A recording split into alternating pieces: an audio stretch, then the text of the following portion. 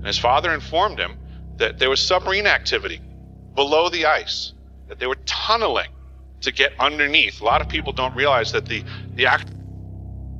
NASA's new ANITA program has detected bizarre, unexplained radio signals emerging from beneath Antarctica's ice.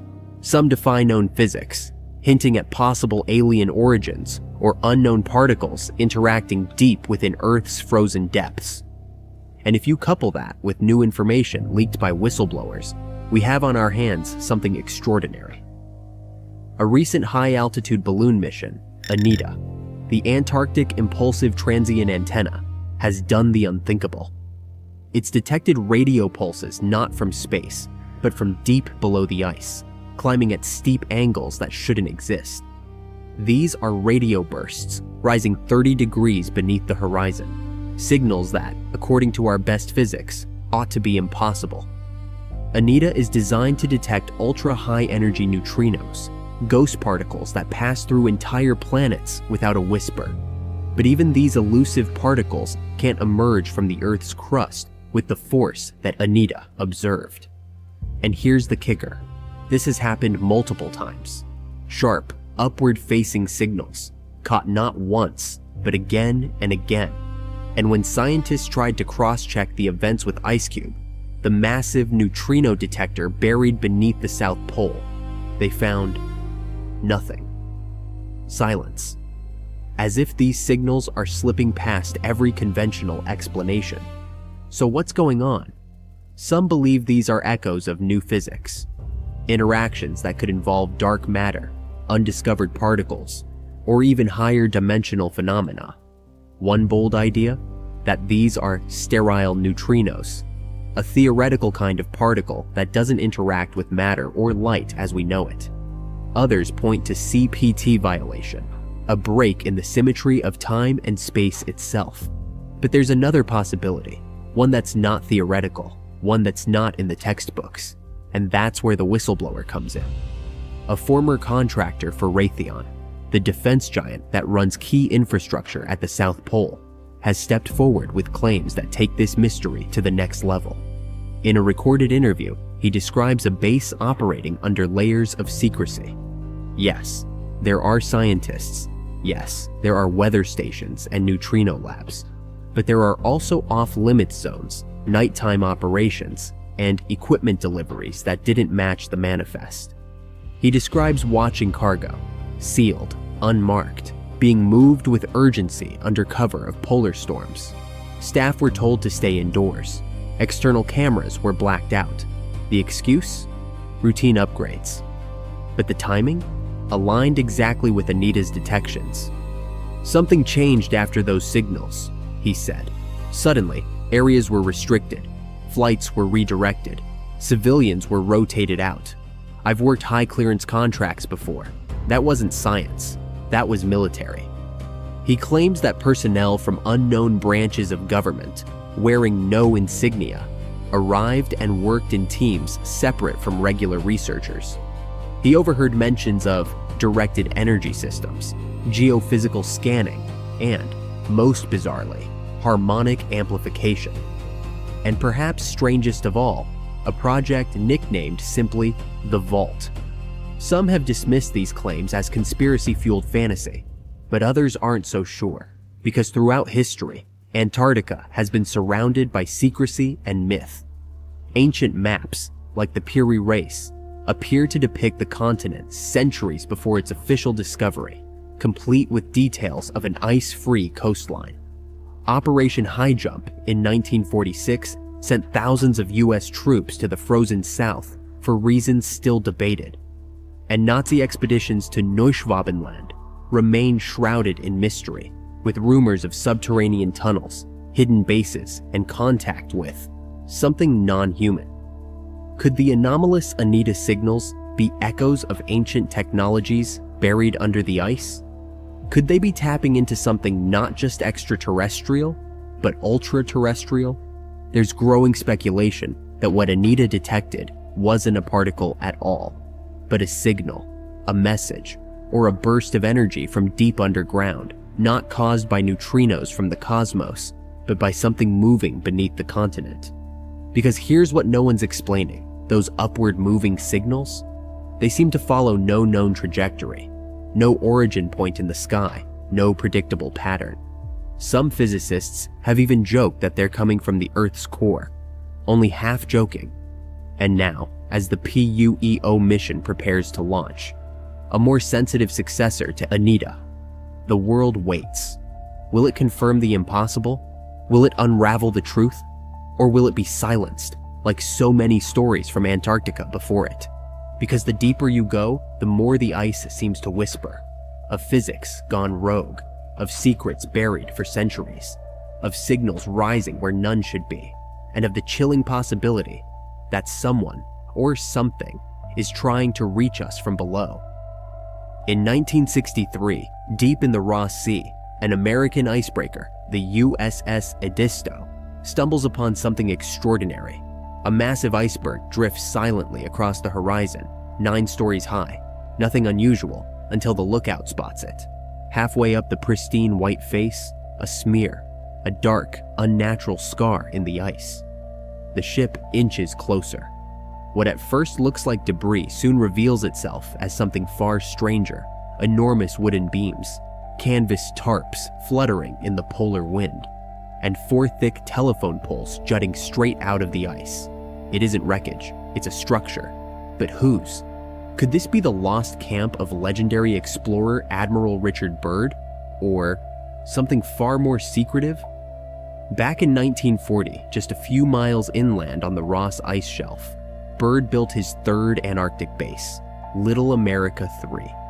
This wasn't just a tent in the snow, it was a fortified base with barracks, labs, fuel stores, and something never seen before in polar exploration. A mobile fortress, the Antarctic Snow Cruiser, a technological marvel ahead of its time, 56 feet long, 37 tons, 4 giant balloon tires, its own onboard lab and sleeping quarters, and even a runway on top for launching reconnaissance planes. It was designed to travel 5,000 miles across the ice without ever stepping outside. But the snow cruiser disappeared, last seen partially buried on the Ross Ice Shelf, and then nothing. No one knows what happened to it. Until now, some believe the Edisto found exactly that. Remnants of Byrd's lost base, frozen inside the very ice it was built upon, broken off and drifting after decades hidden from the world. Others aren't so sure, because Byrd's expeditions weren't just about exploration. Declassified documents hint at Cold War surveillance, advanced communication systems, and joint military scientific experiments. Could the site on the iceberg have been more than just a camp? And here's where it gets darker. In the late 1930s, Nazi Germany launched secret expeditions to Antarctica, claiming a vast section of the continent they called Neuschwabenland. Allegedly, they constructed bases, ran experiments, and some say they vanished into the ice. What if what the Edisto found wasn't Byrd's camp at all, but part of something far older, far more hidden? A buried outpost, broken loose. A ghost base drifting silently back into the world. And what happened to the snow cruiser? If it really was on that iceberg, where did it go? Did it sink when the ice fractured? Is it still trapped in the depths? Or was it recovered, quietly, by someone else? But here's where the trail takes a chilling turn. Some researchers believe the snow cruiser never disappeared into the ice. They say it was taken. In the early 1950s, during the height of the Cold War, Soviet expeditions mysteriously began operating near the same sector of the Ross Ice Shelf. Rumors swirled that a Soviet team discovered the buried snow cruiser and salvaged it under cover of night. Did they tow it inland, reverse engineer its technology, hide it in one of their secret Arctic facilities? No one knows for sure, because after that, the snow cruiser was never seen again. Although we know some of Antarctica's secrets, there are many more. What if we told you it's hiding something? Something not just strange, but monstrous? On February 14th, 2021, an anonymous post appeared on 4chan's paranormal board. The user, calling himself Son of Anton, claimed his father, a military doctor stationed at McMurdo Base in the 1990s, had seen things no one was ever meant to talk about. This is the original post. I'm using this name because it's easier for me to keep track of this stuff. Some background. My dad is a doctor, was stationed at McMurdo for 11 months in the 90s. Not saying what year, because he was the only doctor there, and y'all could track me down. Frequently went out on scientific expeditions. First and foremost, there were some areas where people just didn't go. They weren't environmentally hazardous. They just were avoided. For one reason or another, when my dad asked one of the researchers who had been there for 10 years, he went pale and told them to shut up. It was about 30 miles southeast of McMurdo. They took a 5-mile detour around whatever the hell was there. So what was out there? According to the post, strange tracks appeared in the snow. 5-legged, spider-like creatures, spotted only at night. Their stride spanned 30 to 40 human steps. His father had Polaroids, eyewitnesses, but every single one had been warned to stay silent. One night, his father treated a man covered in deep lacerations, babbling nonsense. "They were frozen! We thought they were dead!" he screamed, until guards stormed in and tried to gag him. The doctor objected. The man needed oxygen. The guards didn't care. The man disappeared within hours. The next morning, Anton's father was locked in his room until the incident was handled. No report, no explanation, just a warning, and that was just the beginning. Later, while out driving across the ice with fellow staff, they struck something alive. When they stepped out, they saw a creature, like something from a horror film, spindly legs, fleshy, half-insect features. It was dead, crushed by the vehicle. But before the doctor could react, he was shoved back in the car and ordered to forget what he saw. The story escalates. He claimed bodies kept turning up, military and civilian, torn limb from limb, thawed out and flown home. Many of the bodies belonged to men no one had ever met. Arctic warfare officers, they were called. But no one knew who they were or why they kept dying. And then came the journal. While working on a dead researcher, Anton's father found a notebook in the man's pocket. Inside were detailed diagrams of creatures that didn't exist. When he asked a colleague about them, she froze. Hours later, he was summoned and given a final warning: shut up or get shipped home. But curiosity had taken hold. One day, with his commanding officer away, he broke into the man's quarters and found hundreds of classified documents. Operations, excursions, biological experiments. It was all there. The base, he said, was involved in genetic warfare, creating weaponized hybrids, engineered using DNA from ancient life forms preserved in the ice. He had stumbled into something massive, something global, and that's when they came for him. He was detained, interrogated, and told he would be sent back to the US within the week. But he wasn't done yet. He spent every remaining moment documenting everything. Then, just days before his flight out, another man, a soldier named Jones, burst into his room. He had just returned from a mission and needed to talk. Jones described a facility, a laboratory hidden beneath the ice. He said it wasn't American, it was Chinese, or at least partly. And what they found inside defied belief. There were cages, tunnels, broken glass, blood, bodies, and strange flickering equipment that looked decades ahead of anything they'd seen. The deeper they went, the worse it got. Jones claimed the tunnels housed bullet trains, with destinations marked as Hong Kong, London, New York, Melbourne. He said it was a global network, a hidden infrastructure stretching beneath continents. They were creating bioweapons, spliced from ancient DNA and raised in secret, outside the reach of law or morality. They spent 18 hours clearing the facility. What they saw haunted them.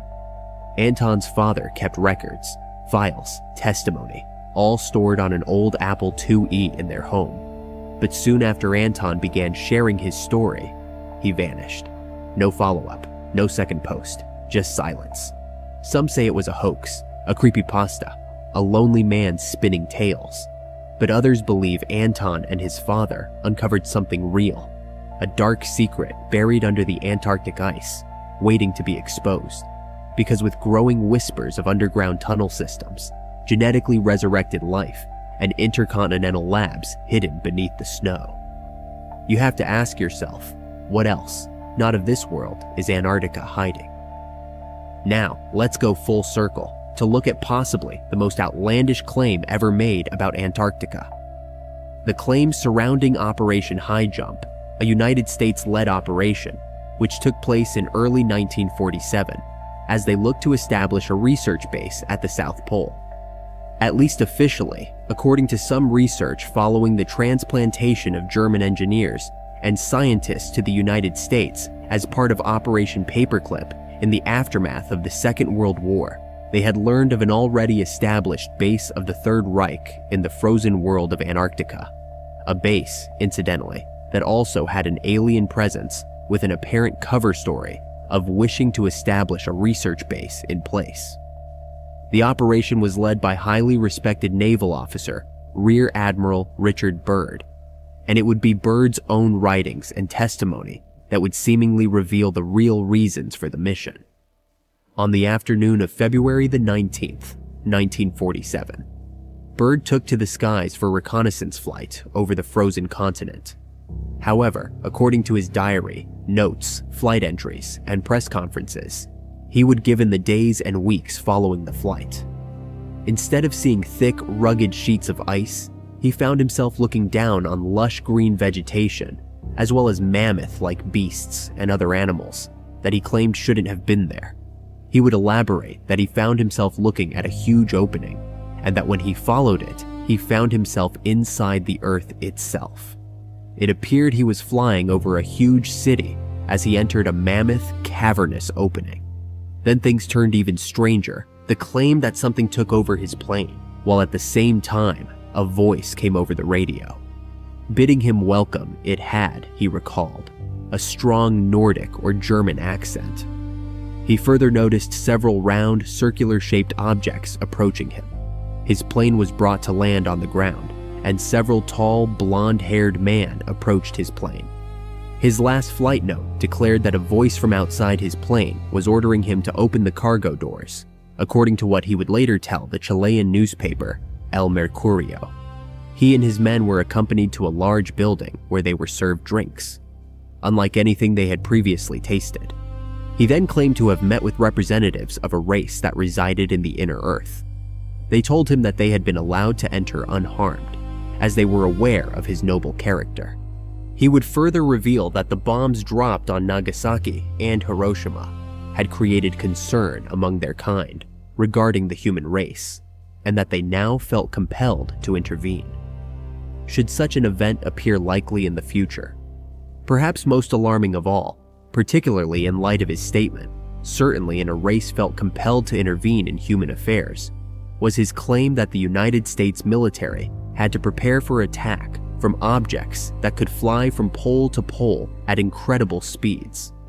Whether we should take Byrd at his word or treat his claims with a pinch of salt remains open to debate.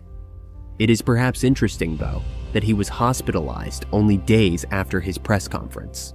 And what's more, despite his renowned reputation, he was never again allowed to speak publicly about his experiences again, at least in an official capacity.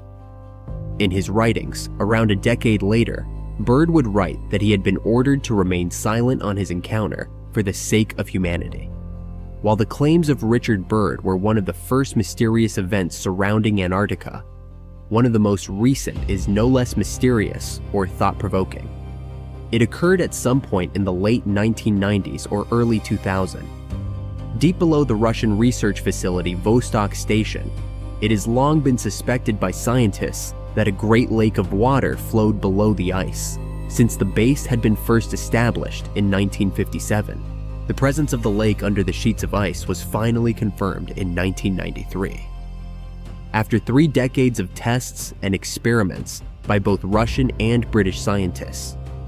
What is further interesting about Lake Vostok is that scientists believe its environment is very similar to that on Europa, one of the main moons of Jupiter, and a celestial body that many believe could well harbor life.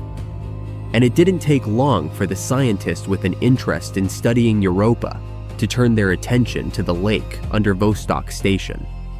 It also didn't take long for conspiracies and alleged leaked documents to find their way into the public domain. The general thrust of the claims are that a secret, an ultra-specialized elevator was painstakingly installed through the thick ice and eventually down to the environment below, including Lake Vostok. What's more, according to a whistleblower testimony from someone who claims to have worked on the project, Dr. Anton Padalka, who once sought sanctuary in Switzerland after allegedly abandoning the operation. And they found a lot more than they were expecting. Padalka claims the team discovered a 14-armed octopus in the waters of Lake Vostok. This octopus was unlike anything they'd previously seen, with the glass octopus being the closest comparison. According to Padalka, not only did this being seen to have superior intelligence to a standard octopus, it could paralyze a person with its venom from 150 feet away. Even more remarkable, it had the ability to change its form and mimic a number of other aquatic creatures. By the time the research team had realized it could also assume the form of a person and mimic the crew, it was too late to save one of the biologists from being ripped to pieces by this apparent alien life form. It was eventually captured, whereupon Russian military officers arrived at the base and confiscated it. Its whereabouts now is unknown, but rumblings among the crew were that these would be attempts to weaponize the alien DNA of the unsettling aquatic alien, which would ultimately lead Padalka to publicly reveal what he knew.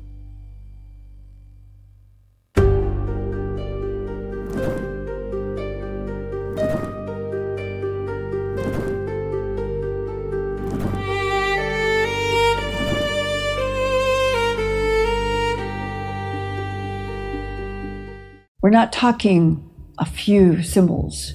We're talking whole walls, 40 feet high. They took an instrument and they penetrated where all these thousands of symbols are. We can't even comprehend how you would do this unless there is something that interacts literally with the molecular level of the basalt. The very material of which the ceilings are made is neutralizing gravity. We're not dealing at all with anything human.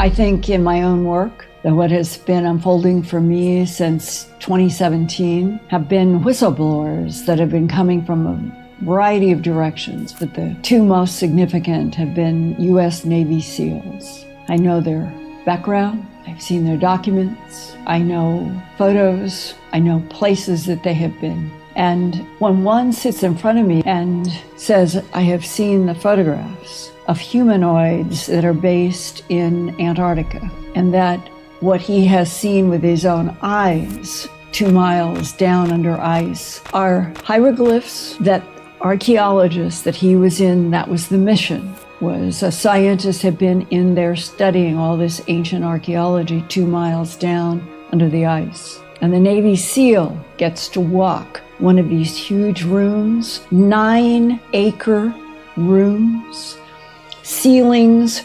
One SEAL tells me he's been there in 2012. The SEAL that I have been able to videotape, he was there in 2004. So I have two completely different SEALs. They're describing exactly the same kind of architecture.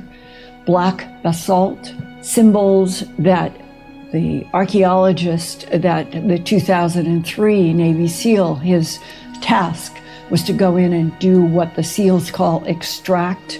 That's when they have somebody who is there on mission and the SEALs come to get them out, to take them someplace else. So he got to talk with this archaeologist at great length. And he said that the archaeologist compared thousands. We're not talking a few symbols.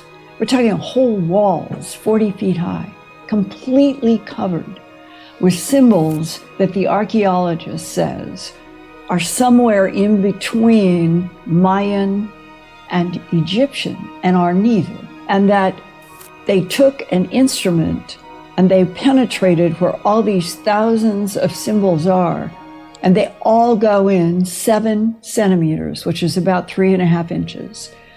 But they're thin, they're carved into this dense black basalt on an even 7 centimeters. And the seal said to me, in discussing with the scientist, we can't even comprehend how you would do this unless there is something that interacts literally with the molecular level of the basalt and turns it into these very refined, evenly deep symbols. The seal said that when you would walk into these big 9-acre rooms, they can't see supports.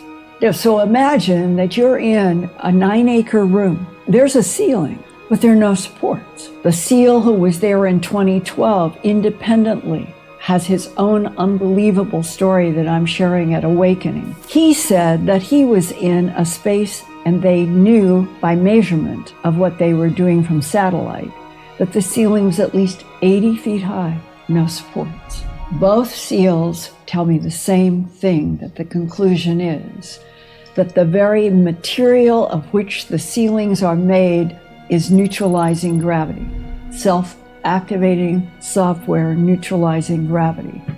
It's not something that the human mind is used to seeing or even comprehending. Is this definitely ET then, and not an ancient civilization? Ask him the same question, both. And they both say, we're not dealing at all with anything human. We are dealing with ancient extraterrestrial interactions with this planet going back probably millions of years. When you ask the question, when was the last time that Antarctica was free of ice? The consensus in terms of geophysics is that you have to go back to at least 34 million years ago. There was a period around 14 million years ago where it might have heated up and become drier and then gone back to ice. But the big division is 34 to 33 million years ago. And what had been happening for the previous 70 million, that is the disconnect from Pangea when all of the land was all hooked together and a portion that became this roundish Antarctica starts coming down for at least 70 million years, moving south the whole time for at least 70 million and probably longer. The entire moving Pangea continent that we know as Antarctica was tropical. The pollens, the seeds, it's all tropical, high temperature land until, and it's a huge mystery, what happened between 34 million and 33 million years ago. And that is when ice began rapidly to build up to 2 miles and in a few places 3 miles on this round continent. So the question that both seals said to me, could 62-acre sites, half a dozen of them, that are now 2 miles under ice. The 2012 seal got there by going in on a submarine, coming out, and said to him, one of the most astonishing things is that they came out of the submarine into what looked like a molded piece. How did they know where to look? Oh, we're dealing with ice penetrating, ground penetrating radar. We know a lot about what is 2 miles and 3 miles down. It isn't being shared with the public, but our government and probably other governments know quite a bit. Did they say that there's ever military from other countries there as well, or is it pretty much America that's... In terms of the seals, they would come, Spartan 1, in the video that I'm sharing at Awakening, they came into McMurdo. They came in on aircraft carrier, launches a helicopter. The helicopter goes to McMurdo. They get on half tracks. They go up toward the Beardmore Glacier, and that is the jump off to how they get to this deep underground through an octagonal structure.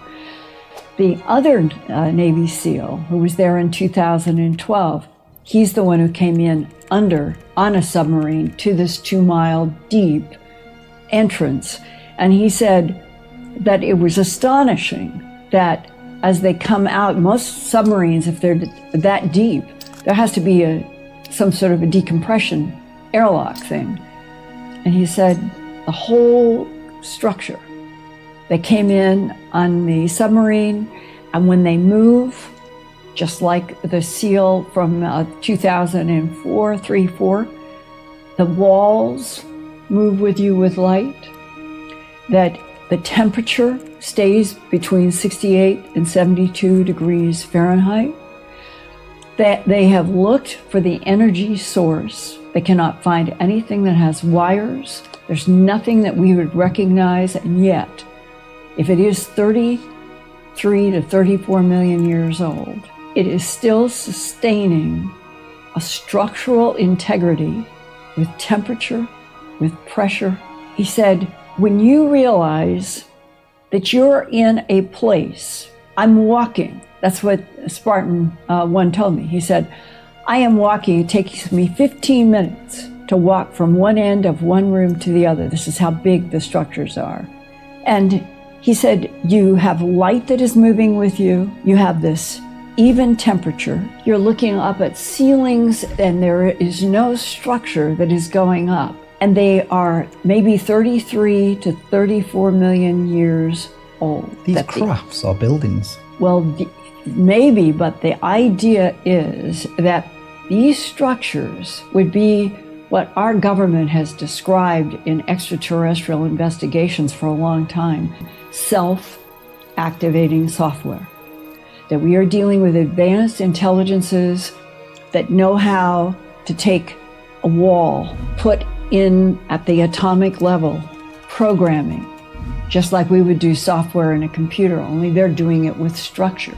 And both of the SEALs said, if you think about 2 miles of ice on any structure that humans could make on the Earth, it would not sustain 2 miles of ice. It would collapse.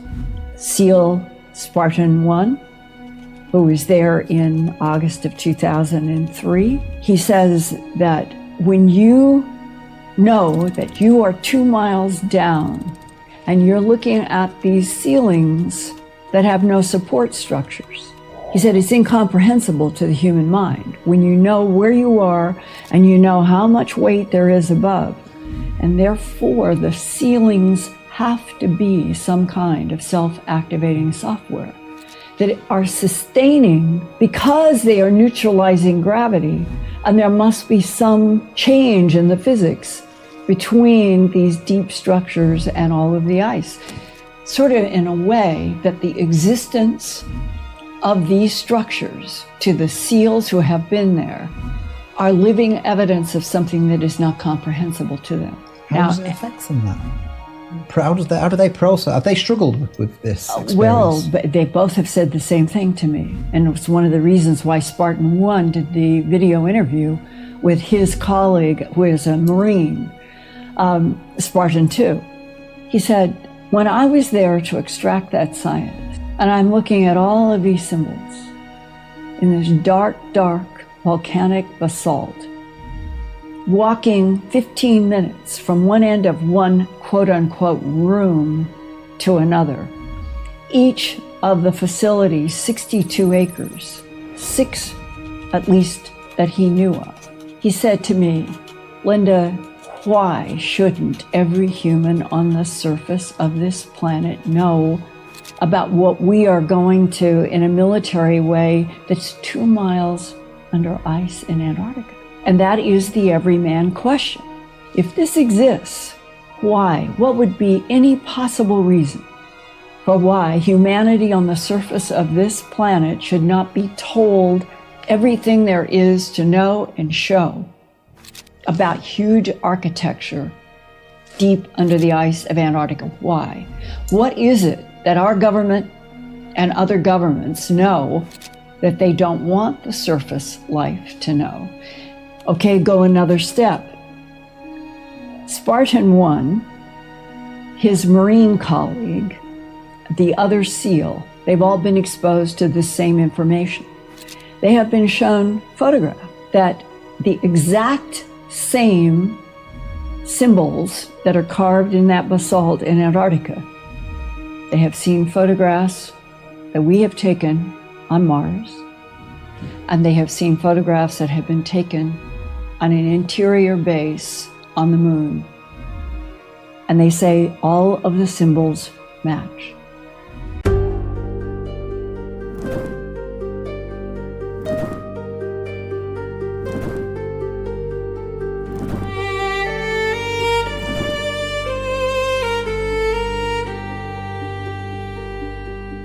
There's an entire advanced civilization there, including some of the largest pyramids on Earth, right in Antarctica. He said he flew into an area that opened up at Antarctica, and he went into an area where it was lush and tropical almost. We have a new enemy that can fly from pole to pole with extreme speed. And he says they come and go as they please because nobody can stop them.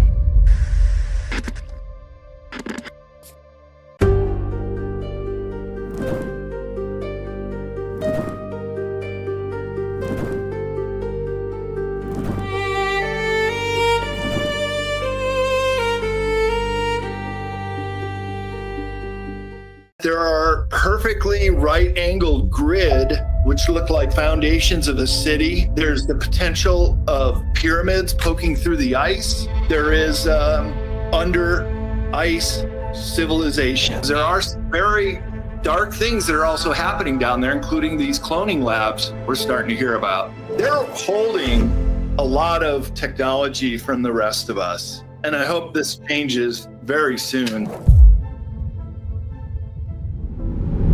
Let's talk a little bit about some of the theories that suggest that there could be remnants of ancient civilizations hidden beneath Antarctica's ice, such as pyramid structures. Could there be temples down there? You know, just some of your ideas and theories based on your research.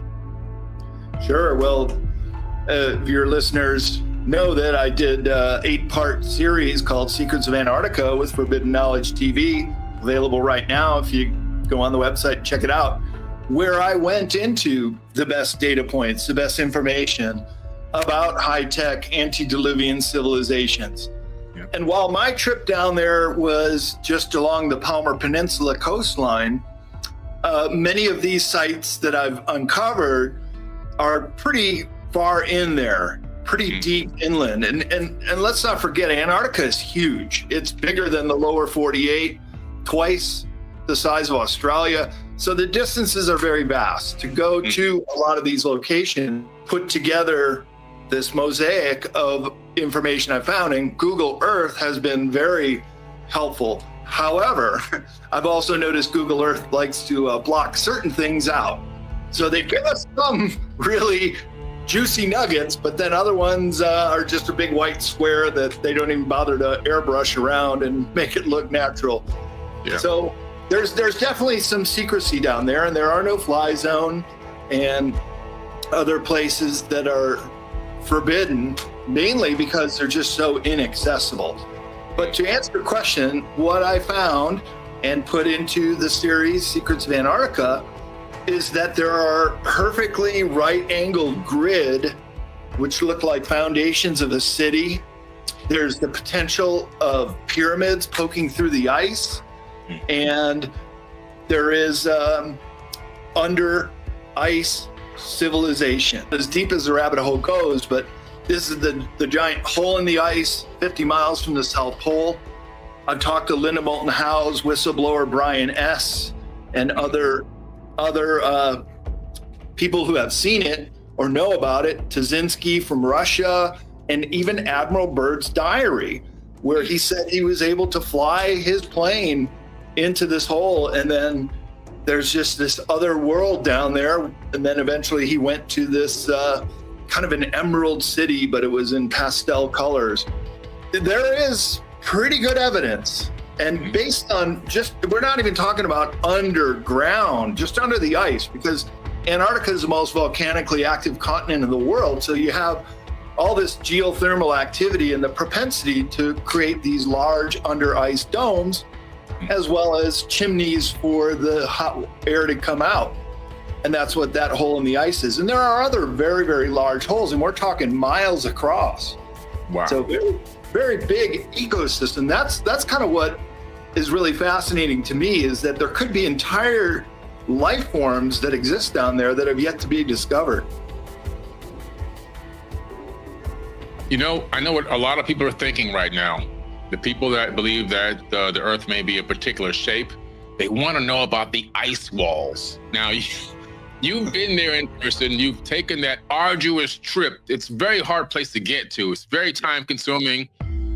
You've gone through and we have the video footage of you there, right? So What is your opinion about this ice wall? Okay, well, a wall suggests that it's connected to the ground, right? From the ground up as a wall. The ice shelf, which are huge, they're about 30 stories tall, but they're floating on water. And that's what you normally see when people are talking about the flat Earth, that there's this ice wall. Well, it doesn't connect to the ground, and it is, so in some cases, hundreds of miles long. The Larsen ice shelf, the Ross ice shelf. If you were right up on it, you wouldn't see the end, right? So it would appear to be a wall. Yeah. But there are other areas of Antarctica that don't freeze. And that's where we went down several hundred miles along the Palmer Peninsula. It's also called the Antarctic Peninsula. It's that finger of land that is closest to the southern tip of South America. And we got a boat out of Ushuaia, Argentina, the southernmost city of the world, and did a 26-day trip down there. So I really try to avoid having debates with flat earthers. It really goes nowhere. Right. But if I do, I pull out my phone and say, hey, you want me to just show you pictures of what continental Antarctica looks like? Because that's where they have to say Antarctica doesn't exist, that it's just the land beyond the ice, and every once in a while you can get through. Well, that's the continent of Antarctica, and I set foot on it. Yeah, absolutely. You made it there. It's a huge continent. A lot of people don't even realize it's an actual continent. Like, they don't realize that Africa is a continent. I talked to some people the other day. They thought that Africa was a country. I was like, no, Africa is a massive continent, just like Antarctica. Yeah. And there's a lot going on down there. It's a huge landmass with a lot of different areas with a very diverse ecological system. I agree with you. I think after Antarctica, Africa is probably the continent that has the most amount of secrets still yet to be uncovered. You've got the Great Zimbabwe, the ancient gold mines of South Africa that Michael Tellinger writes about and has discovered, even a Stonehenge type stone feature called Adam's Calendar. So there's so much down there that shows that there was a high-tech civilization in Africa quite a long time ago too. With the inner Earth, because a lot of people have inner Earth theories. I particularly believe that just from seeing some areas of the Earth that are open, like the Nika mine out of Mexico, where there's gigantic crystals in there, that there's these huge openings underground, and that maybe these are some of the areas where people may have taken refuge in the past. But I'm not too sure if there's a hollow Earth where there's a central sun. I'm kind of leaning more towards huge, massive openings that could have housed potentially thousands, even tens of thousands, maybe even hundreds of thousands of people at some time. What are your theories on openings in the Earth and things like that? And I do have a chapter in Beyond Esoteric. Here's the Nicaea crystal mine. You can see that person there, how giant those quartz crystals are, bigger than any crystal ever been discovered. And that mine was only opened 2 decades ago. So new discoveries are continuing also underground. And I would agree with you. It's kind of hard to imagine or believe that there's an inner sun, but there does seem to be a light source in under the ice. And could that be just the light reflecting through? I don't know, because the polar plateau is about 2 miles thick at the South Pole. But we already know that there are deep underground military bases, 130 known in this country. So the propensity for them connecting to cave systems, which can be very, very old, as well as I call them legacy bases, alien bases, like Dulce, New Mexico, even Area 54, where the Tall Whites reside. That was there a long, long time before the U.S. in the Nellis Air Force Base. And here's a map of all the tunnels And these are just the known ones. And they've been building these things. This is what an entrance would look like. Find them on Google Earth.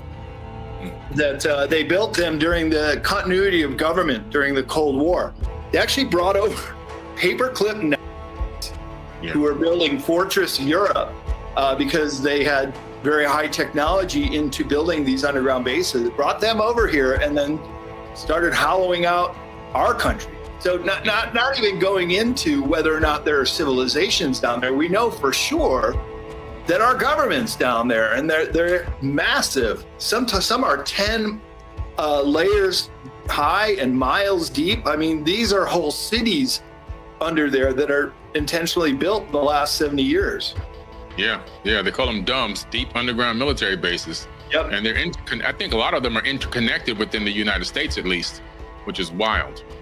And then they have these train tubes that go at Mach 2 speeds, and Emery Smith says he was on them, and they even go under the ocean.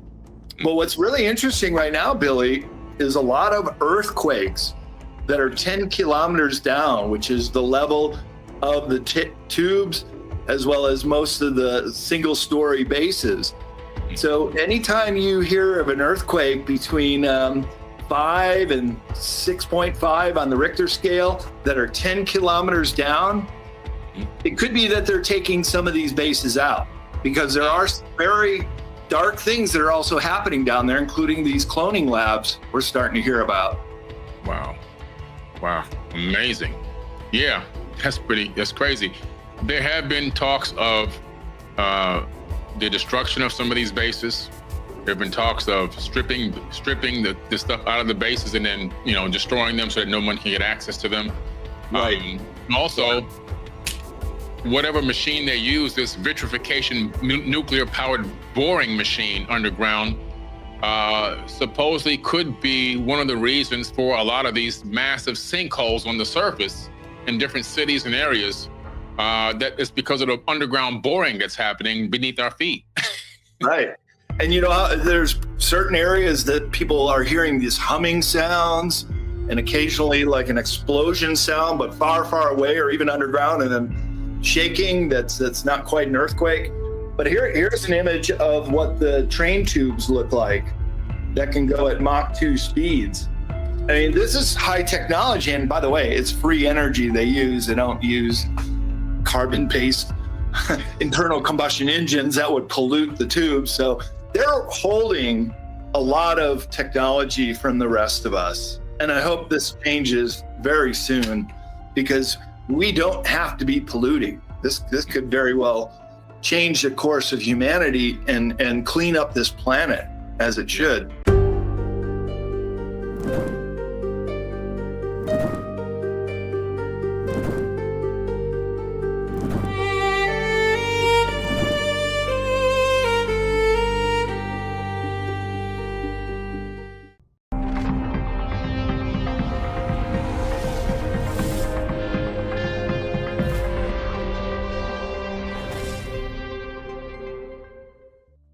Today on Cosmic Disclosure, we're with Tim, a tactical advisor from Germany who analyzes and suggests various strategies in relation to extraterrestrial groups in contact with Earth. Also joining us today is Captain Randy Kramer, who claims to be the public spokesperson for the United States Marine Corps Special Section. Welcome, gentlemen. Thank you. We're going to have a really intriguing episode today talking about bases and beings in Antarctica. So Tim, let's start with you. What do you know about Antarctica, with some of the bases and beings there, some of the history? Yeah, so my knowledge about Antarctica is from documents, and it ends kind of somewhere in the 1960s.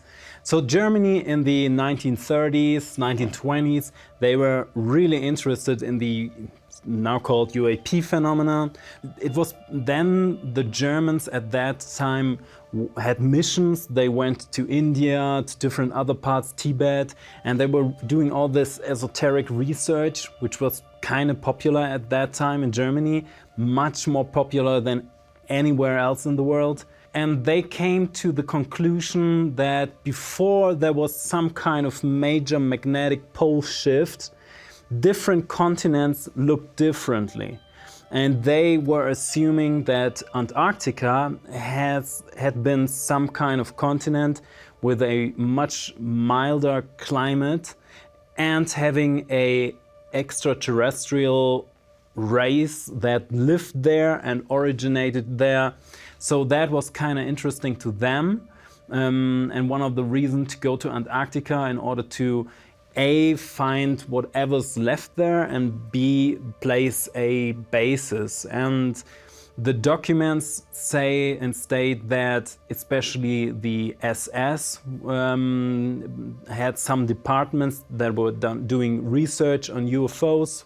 We know the story about these from the British called them Foo Fighters, appearing everywhere in the Second World War scenario.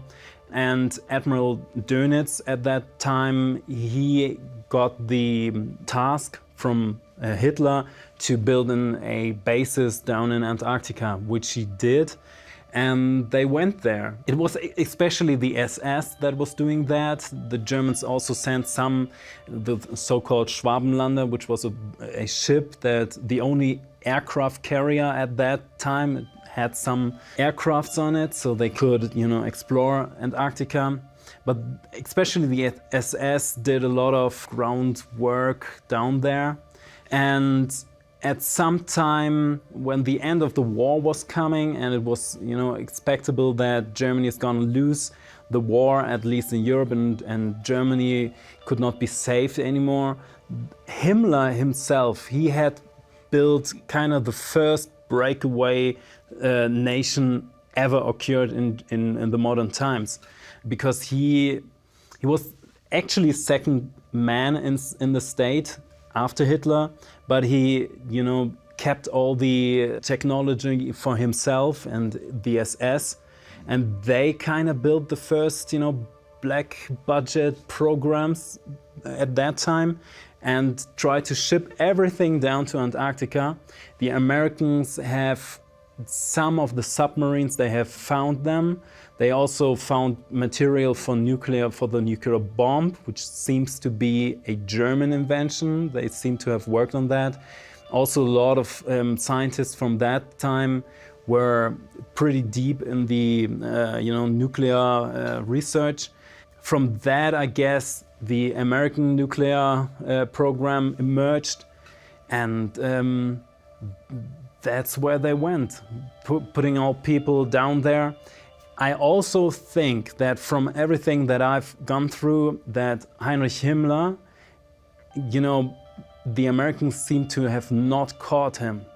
There is a photograph which shows him dead on the ground, which kind of look a little bit like Himmler.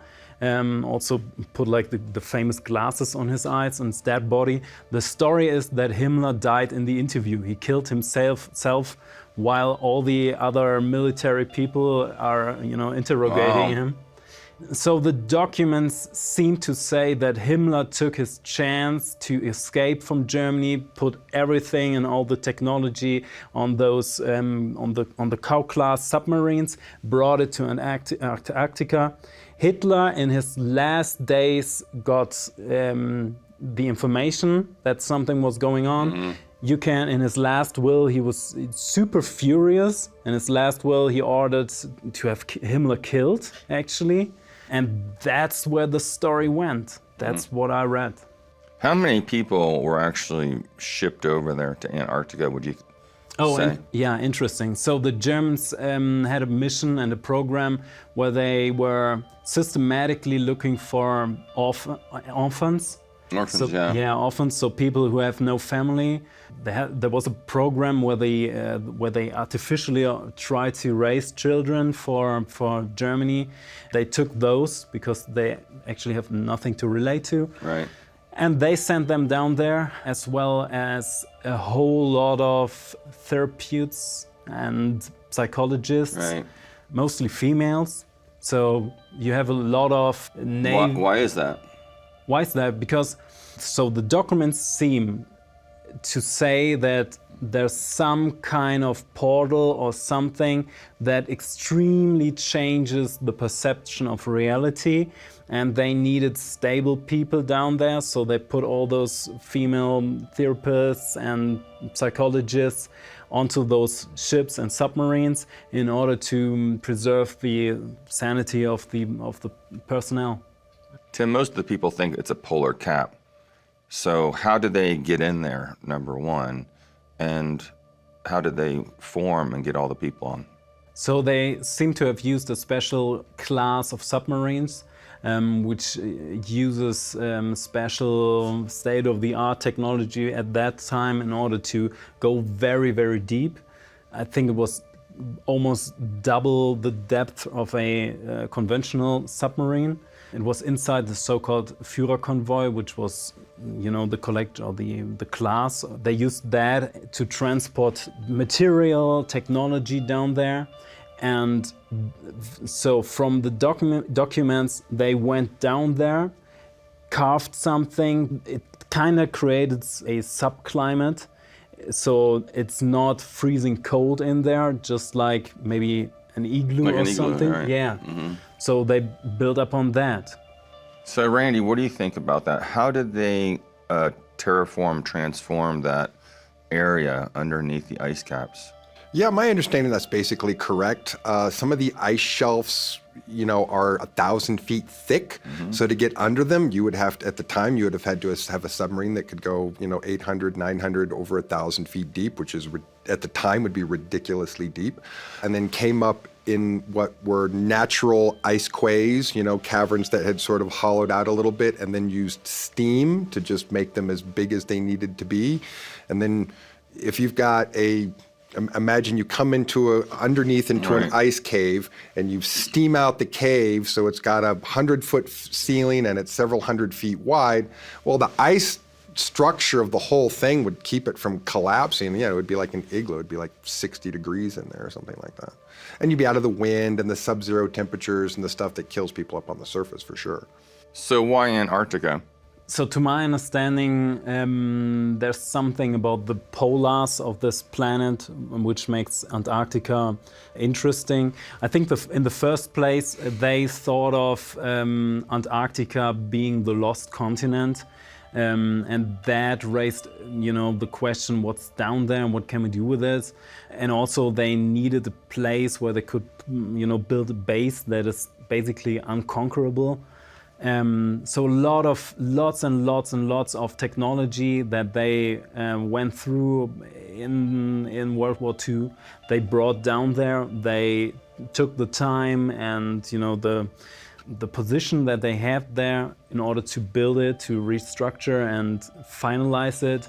And everyone who can look up things on Wikipedia, they will see that there's this Admiral Byrd incident where the US brought a lot of material and personnel down there, and they had this encounter with those flying machines. You said earlier that the Germans were going down there because of not only that, but because of an extraterrestrial existence. Could you elaborate on how did they know that, and also what are these flying machines and who is operating them? So they were doing lots and lots of research in esoteric terms and also extraterrestrial technology back in the 1920s, 1930s. Basically, there seems to have been some kind of species that once was there. I don't know, maybe you know something, Randy, who was down there. It seems to be, way back. Right. Yeah. Ancient times. Very ancient times. Right.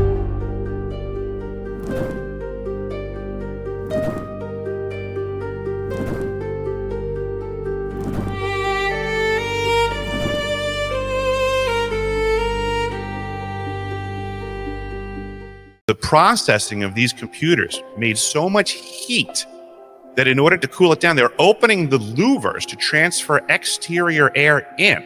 If somebody walked up to you and they had something you'd never ever seen before in your life, and they're just simply calling it a bullet carrier, there are physical things that happen to people that are near this equipment when they're figuring out how it works.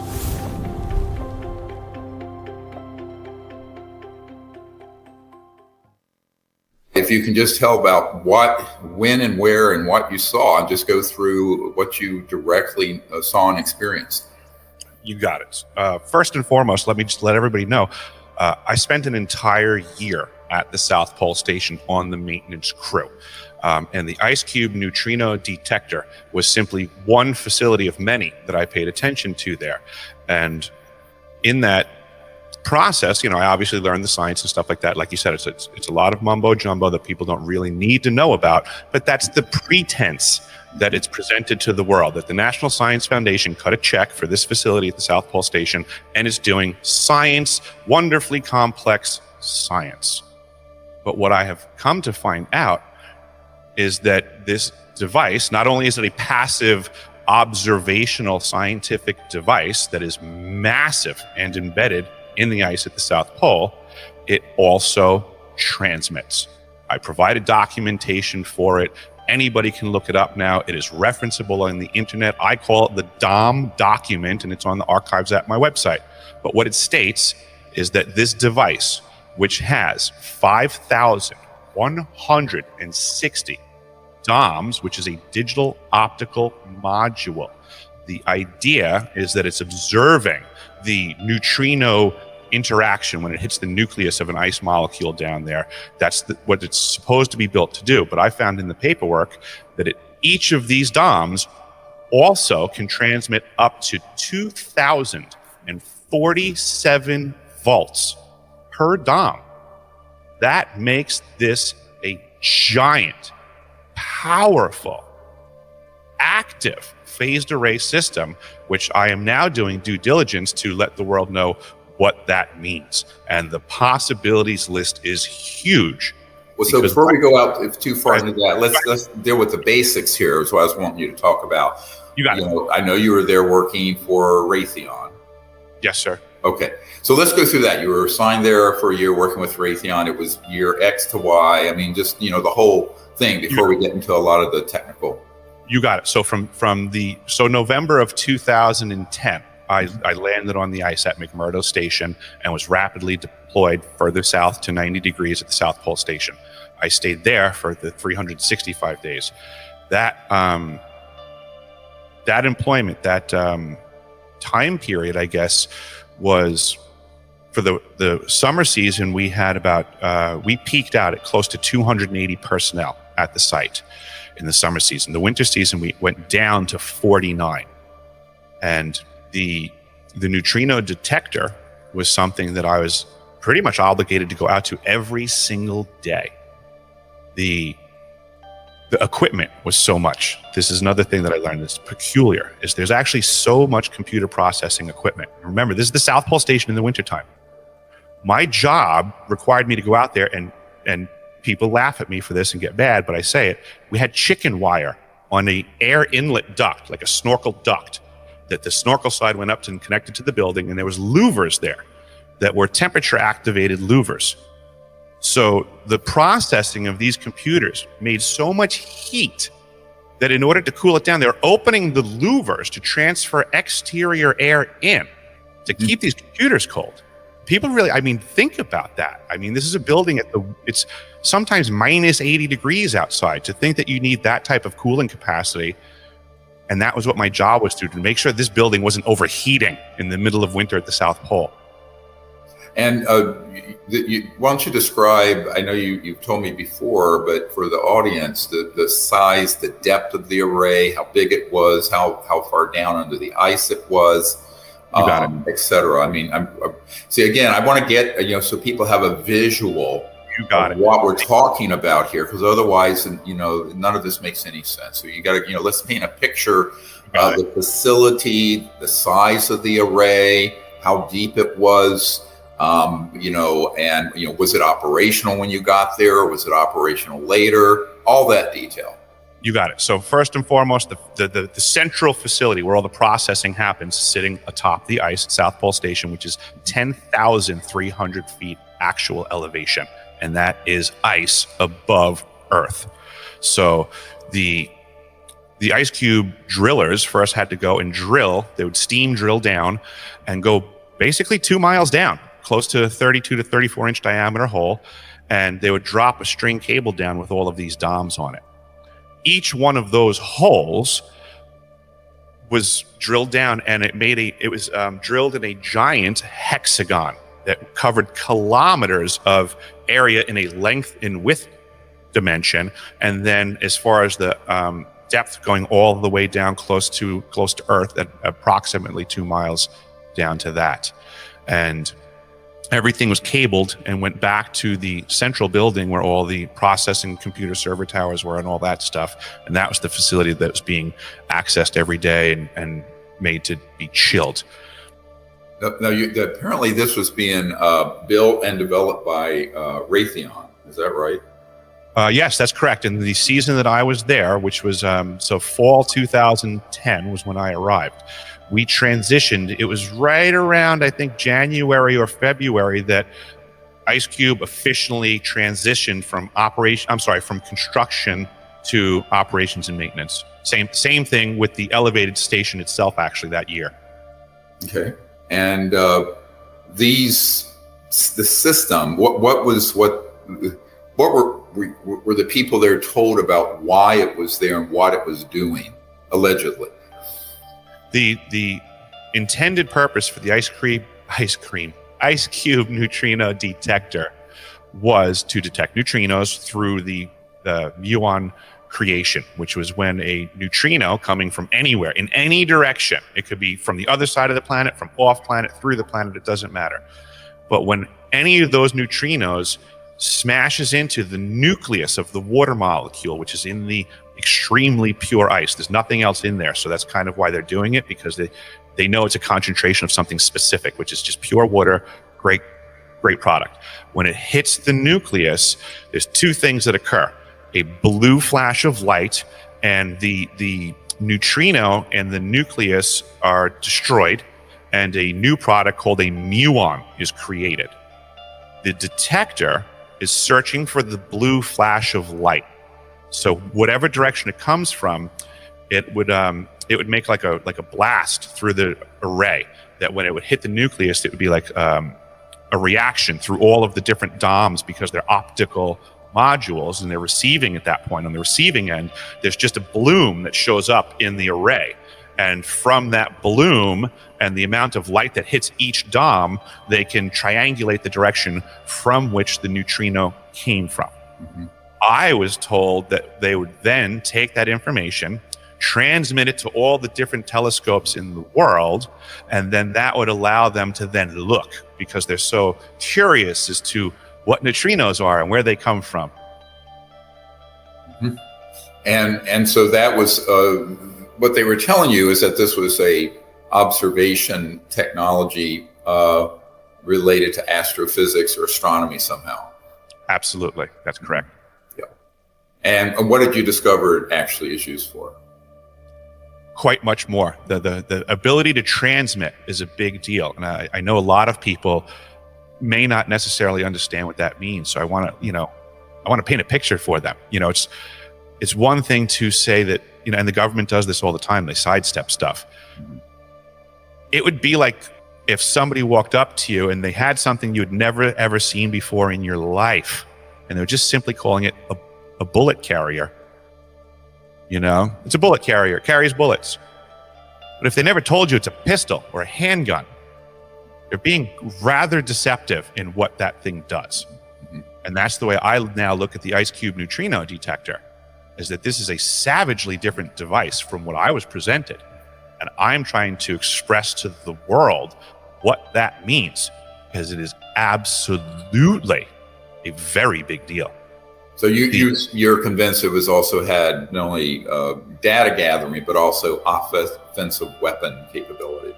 I'm absolutely suggesting that is still on the list of things to check into. Mm-hmm. I'm a firm advocate of Occam's razor, that every possibility is left on the table, and I have to assess each one. And the split second I can negate something as a possibility, I will apply Occam's razor, cut it off, and remove it. But so far, everything that's left on the table is still possible. No, There's a lot. Yes, there is. Yeah, and we can get into that in a moment. But I'm trying to stick with the things that are factually happened and observed, and then we can talk about implications and our assessment in a moment. You told me a very interesting thing that happened the instant they switched this system on. The New Zealand event. I have a high suspicion that this is when it was going active and they were dialing things in, and that they caused the Christchurch accident. That was you're referring to the earthquake. Absolutely, yes. Yep, I believe that they were dialing it in, and there was a high probability that was just misfire. And a side effect. See, one of the things that people, just to give a little background, a lot of people have heard me refer in the past of scalar and longitudinal electromagnetic energy, which, just give people, not to geek out too far here, but when you look at a normal light wavelength, there's a wave to it like this, and a laser is coherent light where all the green spectrum is lined up. When you're doing something with the longitudinal scalar waves are actually a point that goes out longitudinally without the wave, and is much faster than the speed of light, literally, and the normal speed of light is still light, it's still electromagnetic field, but it also can be weaponized. So the early one of the euphemisms that are used, you were talking about the euphemism of this being some kind of like a bullet carrier, when really it's a gun. People don't realize that when J. Edgar Hoover was written to by the field agent there in Roswell, the memo we have that's now become the most viewed document on the FBI website officially states that there was a new, quote, radar array at Roswell. In fact, what that is often used at, people I have here, I'm in Washington right now, who worked in these systems, radar is often a euphemism or a catch-all phrase for not only a passive detection of an aircraft or bouncing waves off the metal skin of an aircraft, radar, but also an active warfare system, and they will piggyback them together. So this is a common motif. It's a pattern that I've seen over the last 30 years of working in this area. And I know that it's also true that the operational systems that were not only the neutrino light detectors on satellites in the, almost 50 years ago now, in the early mid 70s, those were, quote, slaved to active systems that were longitudinal scalar directional energy weapon type systems that would then lock on. Now, why is that important? When an interstellar vehicle is stepping down, let's call it, out of transdimensional space-time, resonating beyond the speed of light, matter, electrons as we think of it. That whole area of physics has been kept secret. When they are going from that into this dimension full on, the very first thing that happens is a big burst of neutrino light.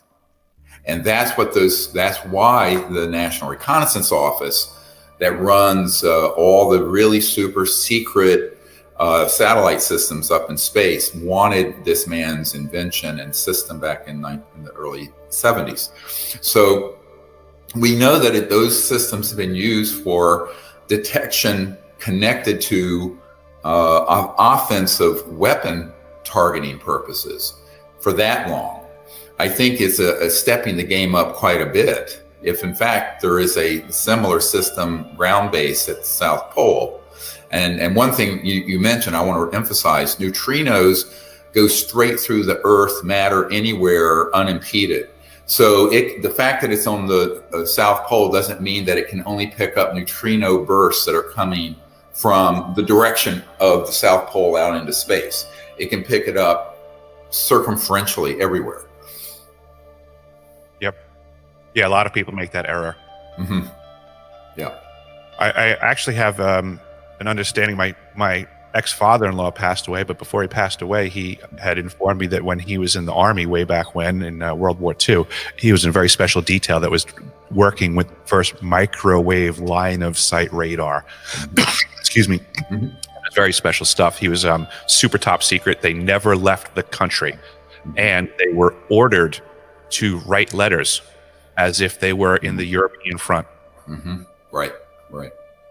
Yeah, well, a lot of people don't realize that these sort of electromagnetic fields and experimentation, these go back to the late 1800s and the early 1900s. If you look at this historically, this is why, I at some point, maybe in the near future, I want to work on a documentary that's a special 2-hour deep dive going back over 100 years on the sort of hidden electromagnetic and related technologies, because obviously they can be used to tap into the so-called 0 point or quantum vacuum and give us free energy and save the biosphere.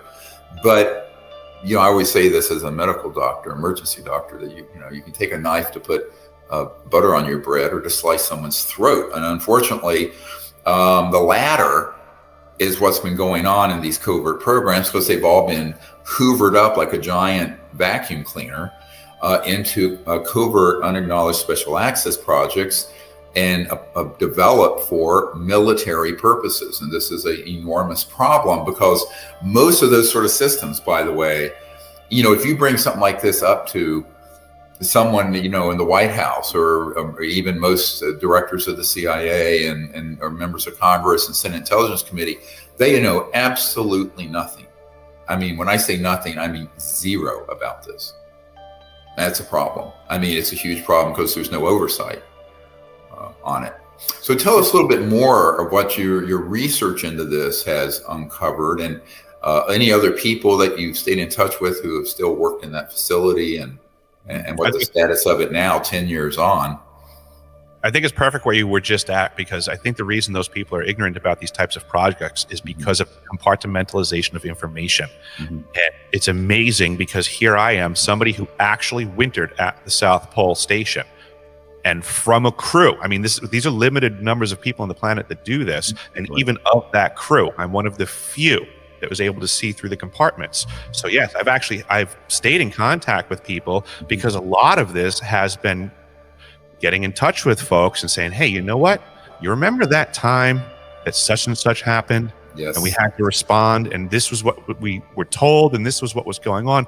What if we look at it this way? I need to talk to you. So a lot of that has happened. I've absolutely been in touch with a lot of the hands from my crew.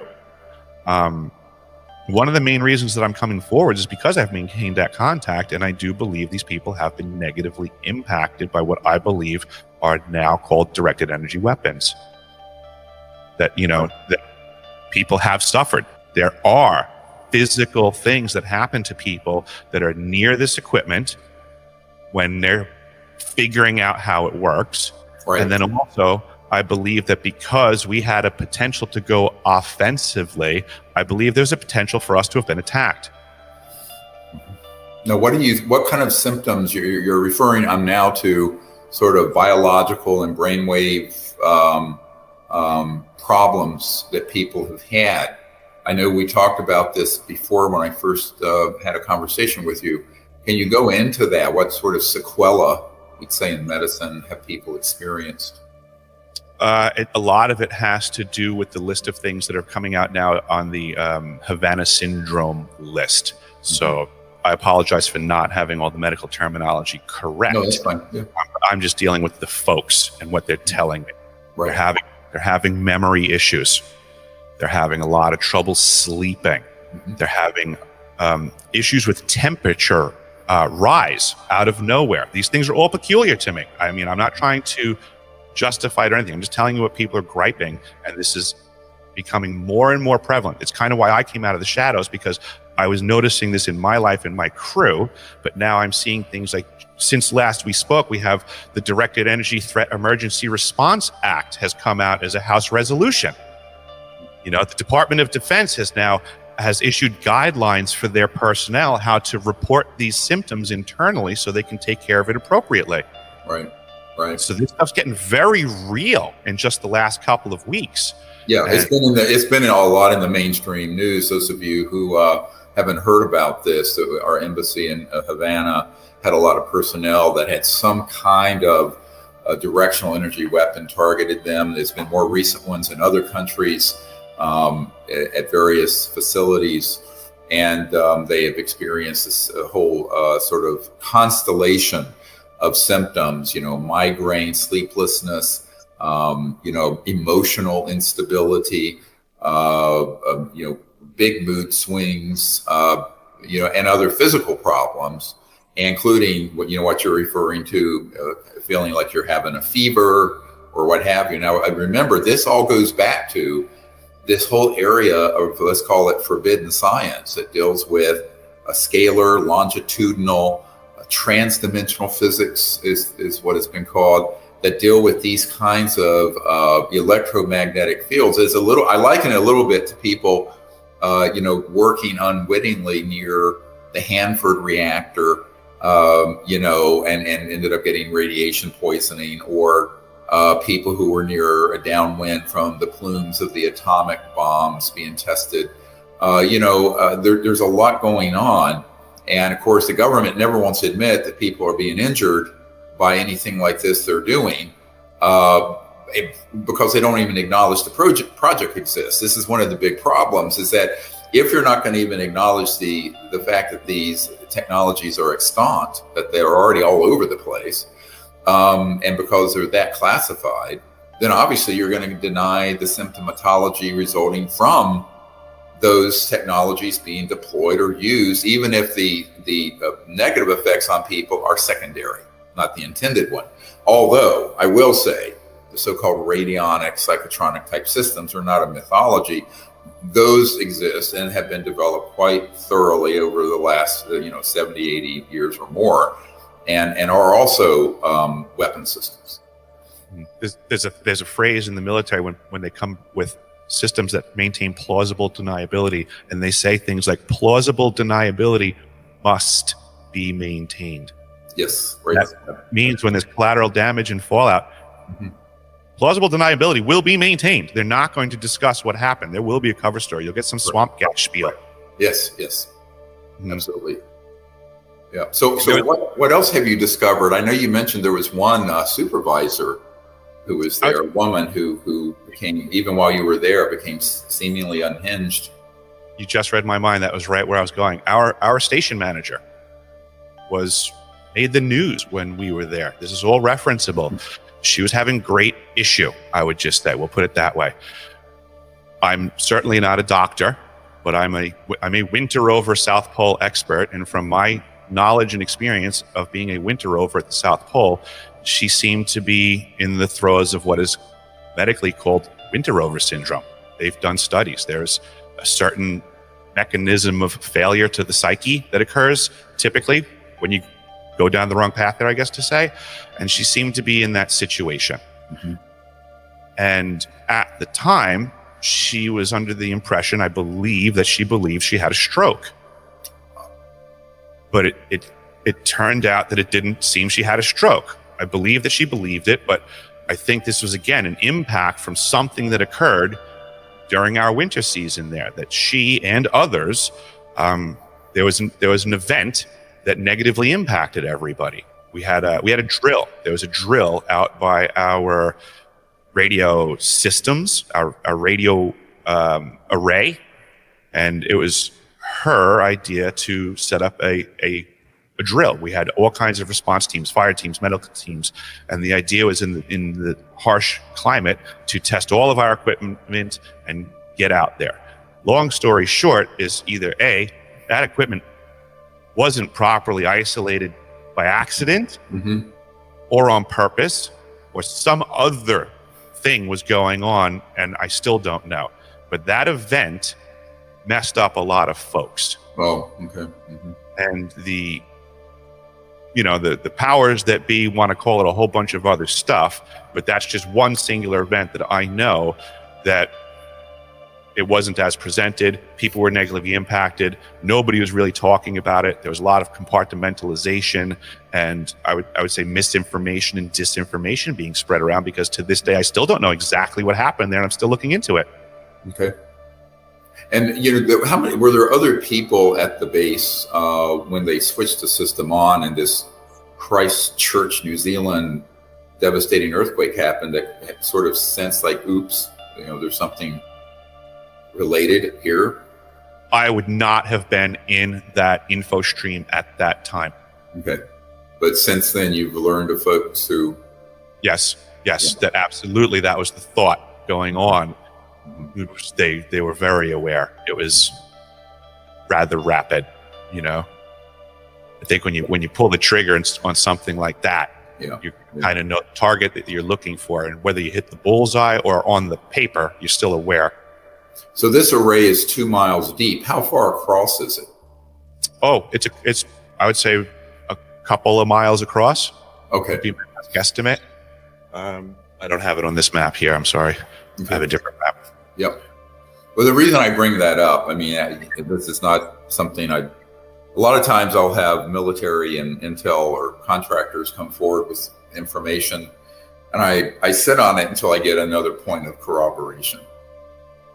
Because, you don't want something to just be purely apocryphal one-off, as we say in science, an N of one. So some years ago, I was given a lecture in Phoenix. And, this commonly happens. There were hundreds of people there. And at the end of it, there was this middle-aged man with 2 people with him, were clearly with him as friends, protectors, who waited till everyone cleared out. And he told me that he had been in Alaska, deployed on a ship that was under contract. It was a private corporation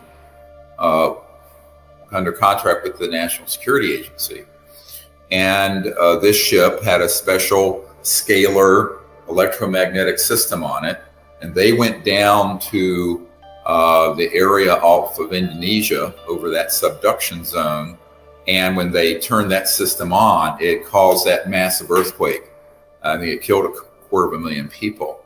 And he was so disturbed by this that he went off the grid, got an old car without GPS, drove from Alaska to Phoenix with these 2 security people to hand this information off to me. He was shaken. There's no question that he was telling me the truth of what he knew about this.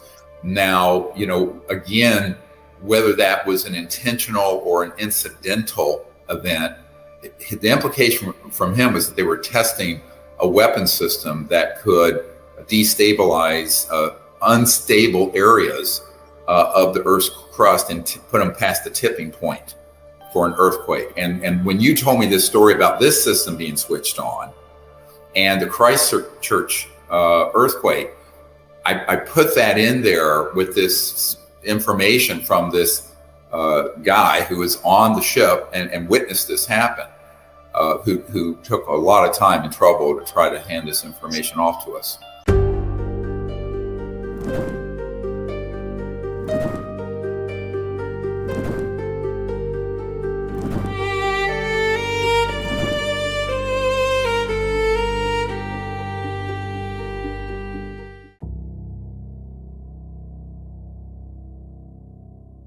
Melting snow in Antarctica, due to global climate change, may have revealed signs of ancient human settlements on the icy continent.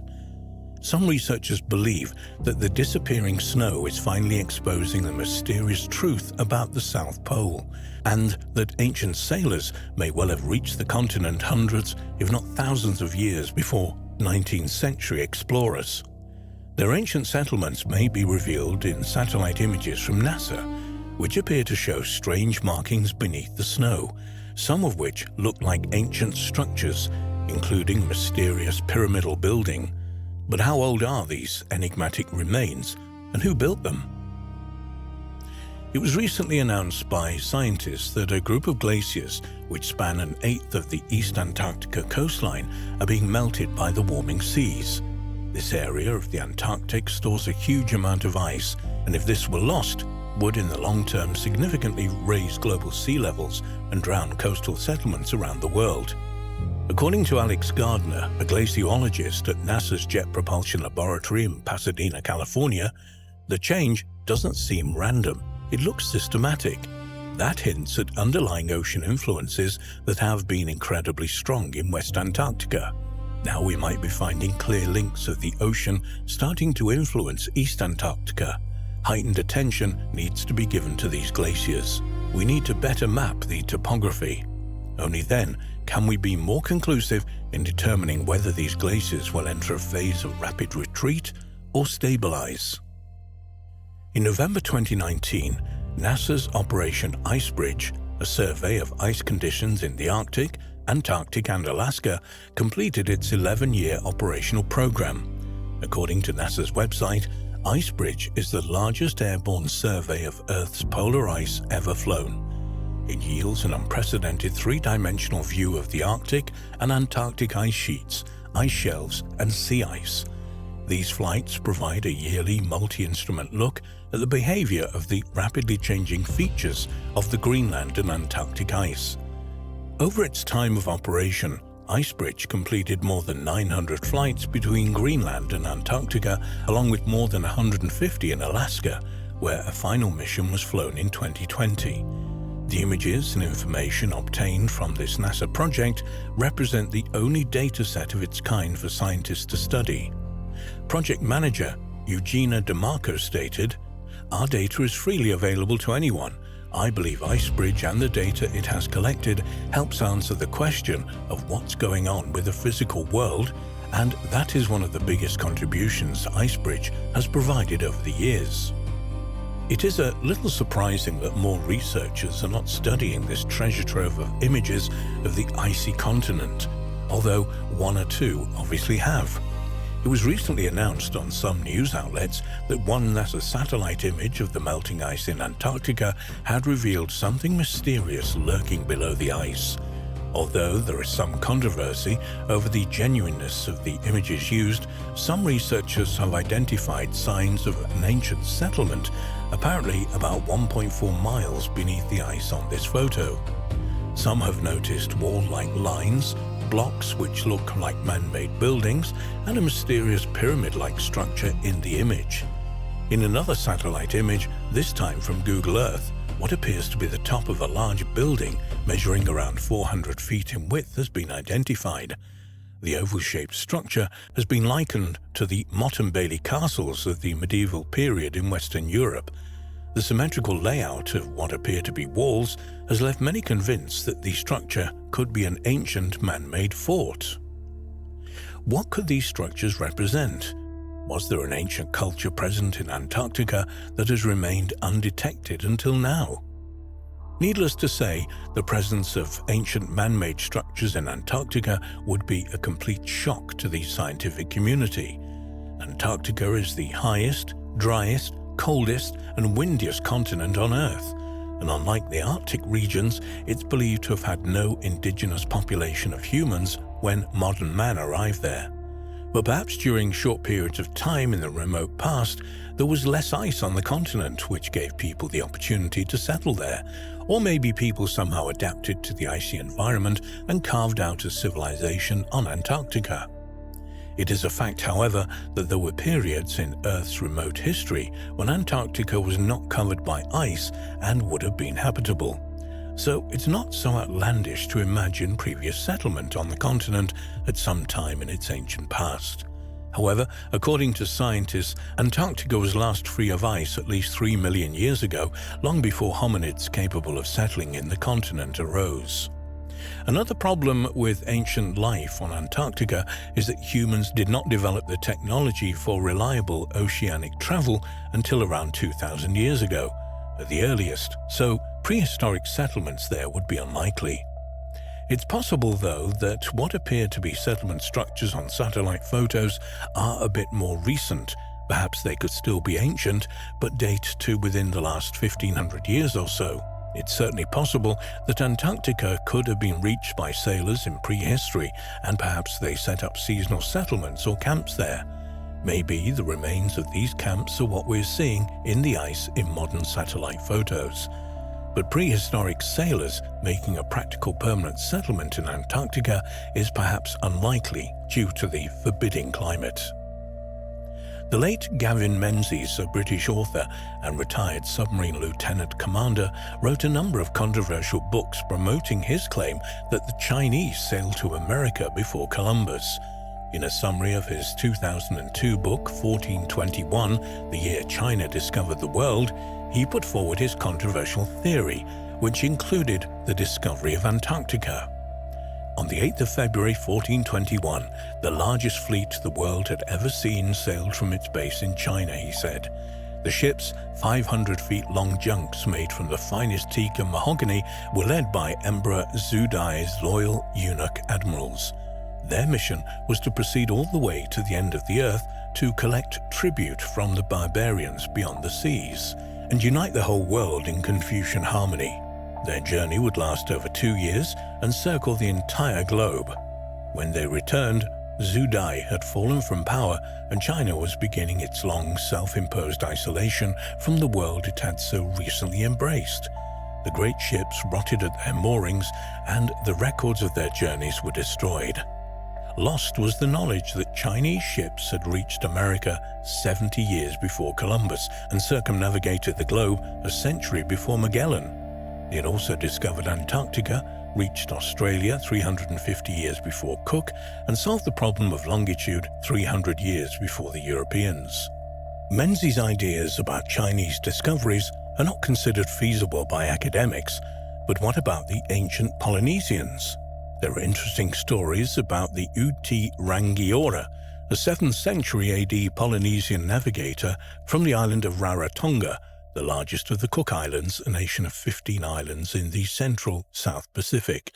According to ancient Maori legends, around the year 650, Uite Rangiora led a fleet of large ocean-going canoes south until they reached a place of bitter cold where rock-like structures rose from a solid sea.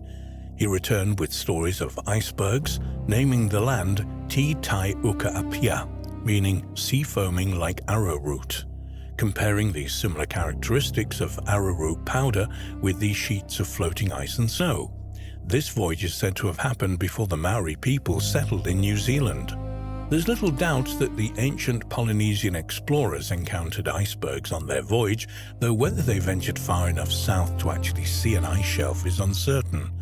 But the possibility has to be entertained that this intrepid group of Polynesian explorers, or indeed some other wandering sailors, may well have landed on Antarctica hundreds of years before Europeans arrived there.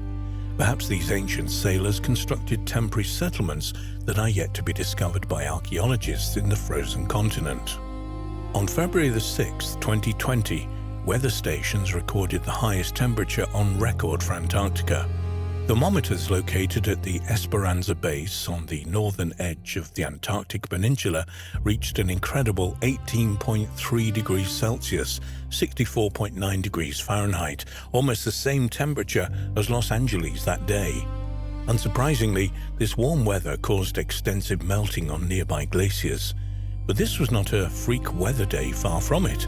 The 12-month period between October 2019 and September 20, known by scientists as the Arctic Meteorological Year, was the second warmest on record, next to that of October 2015 to September 2016. However, there may be something positive to come out of this worrying news. When satellite images of this melting are made public, perhaps they will reveal further evidence of settlements on the continent, which otherwise would never have come to light.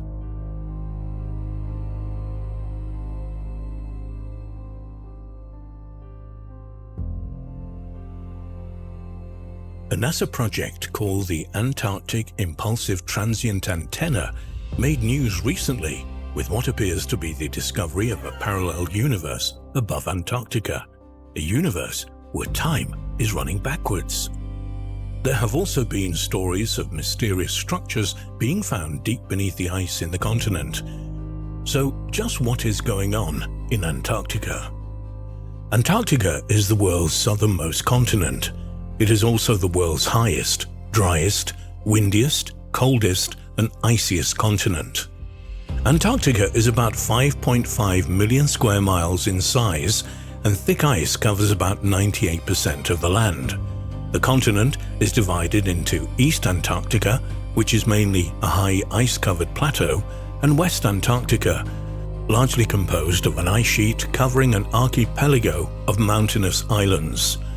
Knowledge about Antarctica has increased greatly in recent decades, with geologists, geophysicists, glaciologists, biologists, and other scientists having mapped and visited all of the continent's mountain regions. But there are still great mysteries to be discovered there. In May 2020, Antarctica hit the news in a sensational new way when an article appeared claiming NASA had uncovered evidence for a parallel universe there. This data came from the Antarctic Impulsive Transient Antenna, ANITA, a NASA-funded experiment that has floated around the South Pole 4 times since 2006.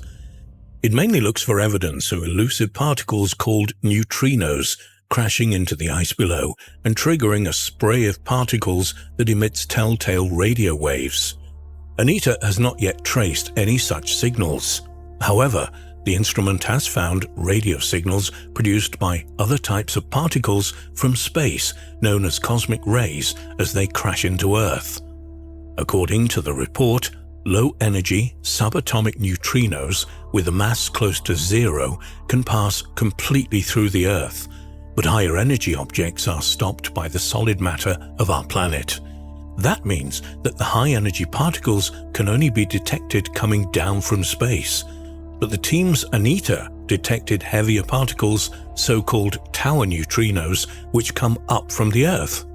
This bizarre finding would suggest that these particles are actually traveling backwards in time, suggesting evidence of a parallel universe. Explaining this signal requires the existence of an upside-down universe created in the same Big Bang as our own and existing in parallel with it.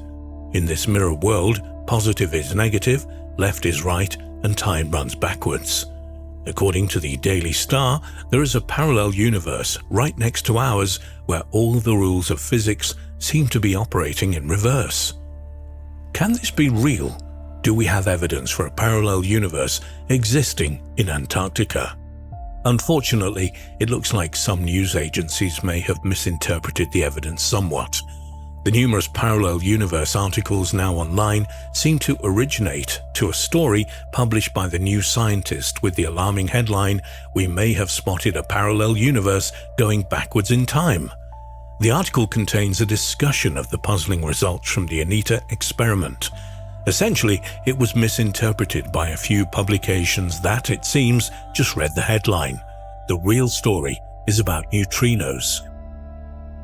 Particle physicist Peter Gorham, who is the principal investigator of ANITA, told Science Alert, "We have encountered a small number of anomalies in our data, and once we have exhausted all of the possible explanations within the standard model of physics, only then is it time to consider other ideas that push these boundaries. We are really not done here yet, certainly not at the point where parallel universes are necessary." Leading member of the ANITA experiment team, Ibrahim Safa, said, "We looked at these ANITA events and they can't be standard neutrinos. They were probably a result of our imperfect understanding of the Antarctic ice, but there's a chance some new physics phenomenon is responsible." In December 2017, it was reported that researchers had found a previously unknown huge canyon deep beneath the ice-covered continent. Using radar technology, scientists were able to look 5 kilometers beneath the snow and ice to discover this deep canyon. The feature, which was found near the Denman Glacier on the west of Antarctica, extends for more than 3,500 meters below sea level, almost as deep as the average depth of the ocean. This is also 8 times deeper than the shores of the Dead Sea, which is the lowest exposed landmass on Earth. Previous attempts to map the structure of the Denman Glacier have been unsuccessful, as the deep ice flow beneath the surface skewed results, representing it as much shallower than scientists now know it is. But the latest effort to create the map, known as the BED machine, combined ice flow information with seismic activity to create the detailed map. Matthew Morlingham, who studies ice sheet modeling at the University of California, told the BBC News, "There have been many attempts to sound the bed of Denman, but every time they flew over the canyon, they couldn't see it in the radar data. The trough is so entrenched that you get side echoes from the walls of the valley, and they make it impossible to detect the reflection from the actual bed of the glacier. Ultimately, Bed Machine Antarctica presents a mixed picture. Ice streams in some areas are relatively well protected by their underlying ground features, while others on retrograde beds are shown to be more at risk from potential marine ice sheet instability. In January 2020, Antarctica again hit the news when an image taken from Google Earth was published online. This sensational image seemed to suggest that there might actually be a huge, tall building standing on the ice in Antarctica. A video was uploaded to a YouTube channel, Mr. MBB33, and the paranormal researchers who own the channel suggest that the structure is as much as 2,000 feet in height and the width spans 6 football fields. The video on YouTube has received over 80,000 views so far, and viewers are clearly fascinated by what they think they can see in the image. Strange that all countries want to take over land, but no country claims Antarctica. I think there is something that they know that we don't, one commenter said. Another user suggested that something along the lines of the Project Iceworm was active in Antarctica. Project Iceworm was a top-secret United States Army program of the Cold War, which aimed to build a network of mobile nuclear missile launch sites under the Greenland ice sheet. Many people, however, believe this controversial image shows nothing more than a huge, oddly shaped block of ice. One ongoing mystery of Antarctica is the vast hole in the continent, which first appeared in the 1970s. Many paranormal researchers believe that this hole leads to a lost world beneath Antarctica, perhaps populated by strange creatures, or even that the hole leads to an underground alien base.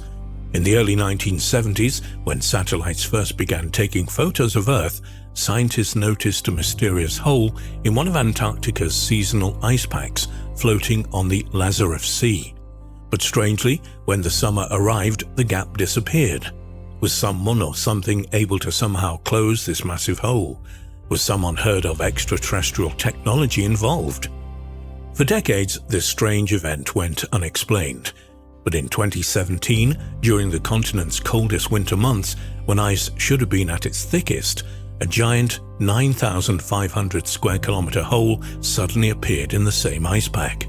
2 months later, it had grown a stunning 740% larger, before once again retreating with the summer ice. It's taken a long time, but scientists now think they finally understand why this keeps happening. Using satellite observations and reanalysis data, researchers from New York University, Abu Dhabi, have found that these transient holes, known as polyonas, seem to be scars from cyclonic storms.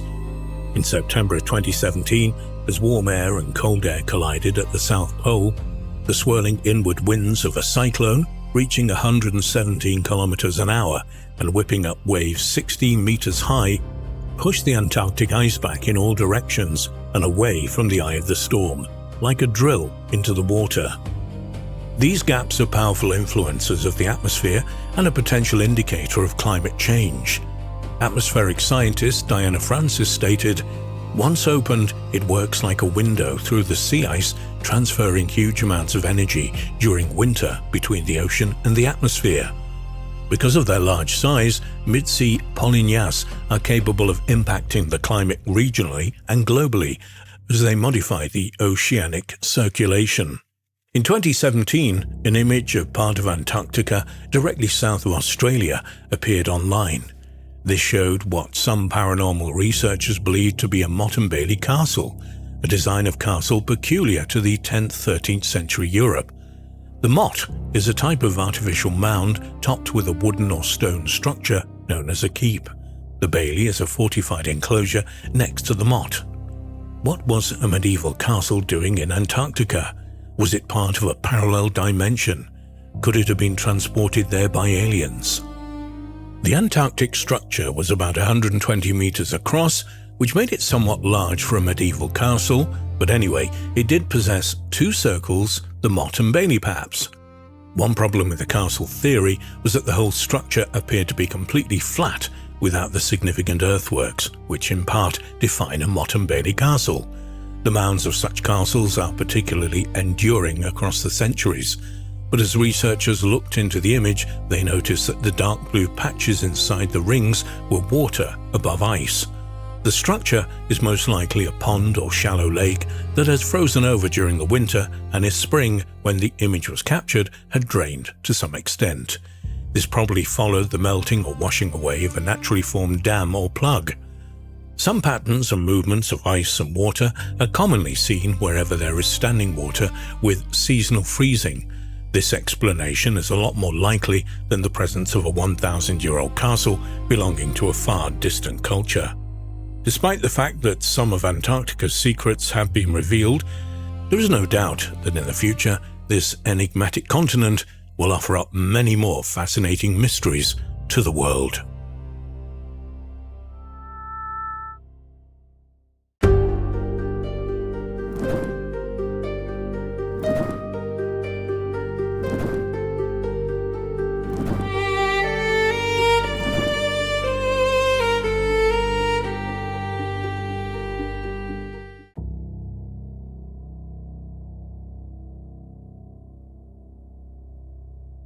Antarctica has been a continent shrouded in mystery for many years. As it stands, we still don't know too much about this icy landmass, and its past is as equally confusing as its present.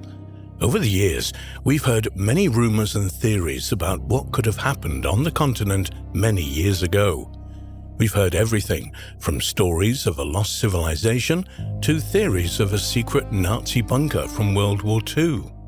Today, we'll be taking a look at some of these wild theories and learning if there's any truth behind them. Let us know about one of the craziest conspiracy theories you've ever heard in the comments. Who knows, maybe one of those theories will make it into a future video.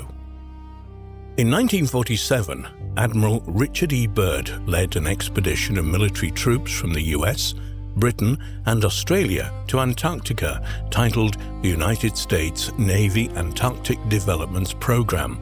The official story is that this was a straightforward mission to establish a research base on the remote continent.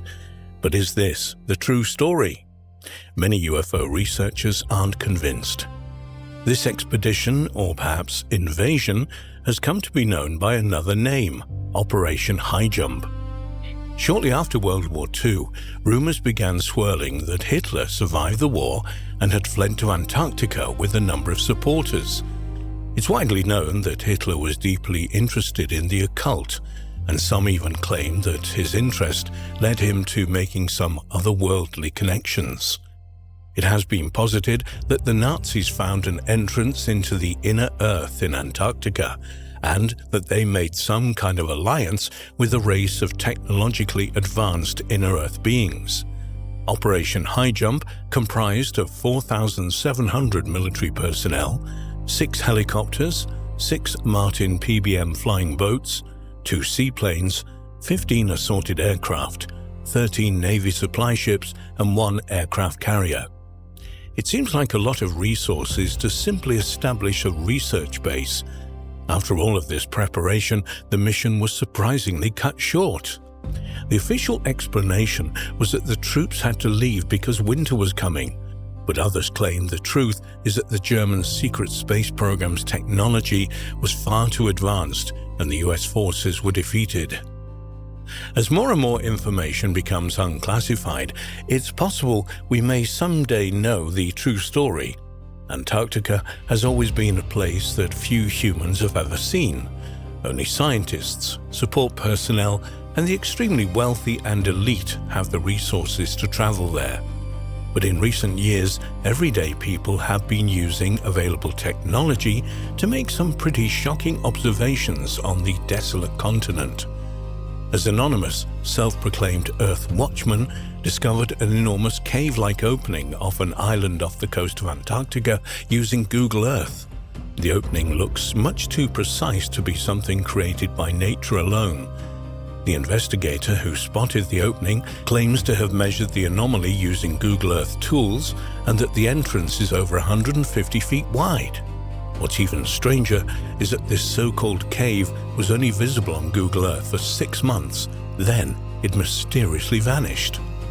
What covered it up? Was it natural causes, an avalanche, or was it digitally removed because the public stumbled upon something they were never meant to see? It has long been our understanding that Antarctica is the only continent on Earth that has never had a native human population. However, scientific study has discovered that millions of years ago, Antarctica was perhaps a semi-tropical climate. Fossil evidence has revealed that about 55 million years ago, Antarctica was covered in dense forest and even supported the growth of palm trees along its coast. But according to what is known of human history, it seems impossible that prehistoric humans ever inhabited Antarctica. But some topographical photos that NASA have made led some people to challenge this long-held belief. The photos taken in 2016 show the ruins of what appears to be an ancient city.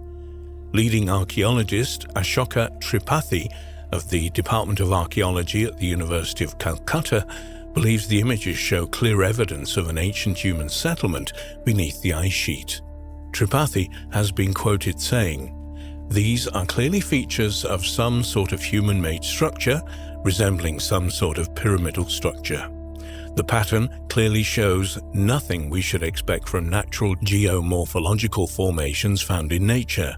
We clearly have here evidence of human engineering. The only problem is that these photographs were taken in Antarctica under 2 kilometers of ice. That is clearly the puzzling part. We do not have any explanation for this at the moment." Recently, images of pyramid-like structures found in Antarctica went viral. Some scientists say these are simply mountains and that a freeze-thaw cycle of erosion has given them their distinctive pyramidal shape. Others disagree.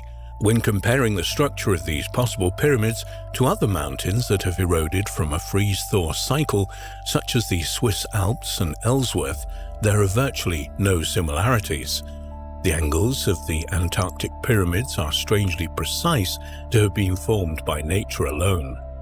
There remains no scientific consensus on the true origins of these structures, but if they were in fact made by intelligent hands, they might be the oldest pyramids on our planet.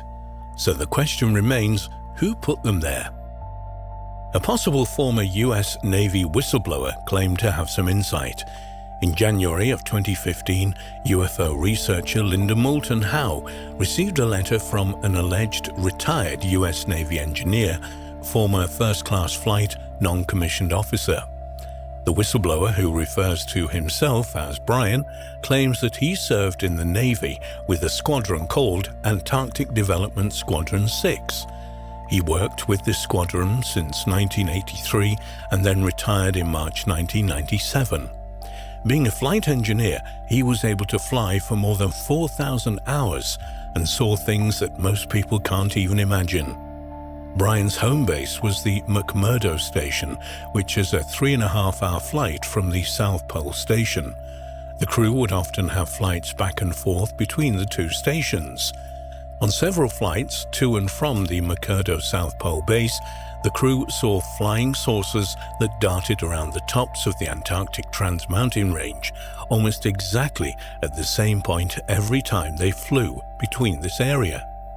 Brian also claims that during his service, his squadron was never allowed to fly over a certain area, which was 5 miles from the McMurdo station. However, once, due to a medical evacuation, his crew did fly over the forbidden area, and what they saw was a large hole in the ice, as if there was an entrance to a huge base. After this mission, the crew was debriefed by intelligence agents from Washington, D.C., and told explicitly not to talk about this area. On one other occasion, his crew once again approached the restricted area, but subsequently had some electrical faults on the aircraft and experienced some mysterious anomalies. They were told to leave the area immediately and report to their squadron commander. After this incident, the pilot commander of the squadron was sent away, exempted from the mission assignment, as well as the crew. Another even more bizarre incident whistleblower Brian revealed was that at one point a group of scientists and their equipment were doing research in an area not far from the main base. The group always stayed in communication with command, and after 2 weeks, Brian's crew flew out to the field to see if the scientists were in need of supplies and to check their general status. But strangely, the scientists had completely disappeared and there was no sign of their presence. The radio was on, and Brian tried to call McMurdo Station to verify that it was working properly. The plane crew was then ordered to return to McMurdo by their commander. A week later, a scientist contacted McMurdo and requested the crew return to the camp again to pick them up. As soon as the team of scientists was loaded, everyone was silent. They didn't speak to the crew of the plane and seemed frightened. As soon as the plane landed in McMurdo, the scientists were put on another plane and sent to New Zealand. The crew that remained in Antarctica never heard of them again. They completely disappeared. Their equipment was brought back from the field and then quarantined and sent back to the United States. Brian claims that very often there would be discussions between the flight crews of different bases, and some crew members had heard from some scientists that in the restricted area were some EBEs, extraterrestrial biological entities, that work and interact with scientists. According to them, Antarctica is the site of a huge secret underground base where humans and what we call aliens work together. Could our understanding of ancient history be completely wrong? Is it possible that we're not alone, not only in the universe, but even on our own planet? If the ice in Antarctica continues melting at its current rate, who knows what may be revealed in the years to come?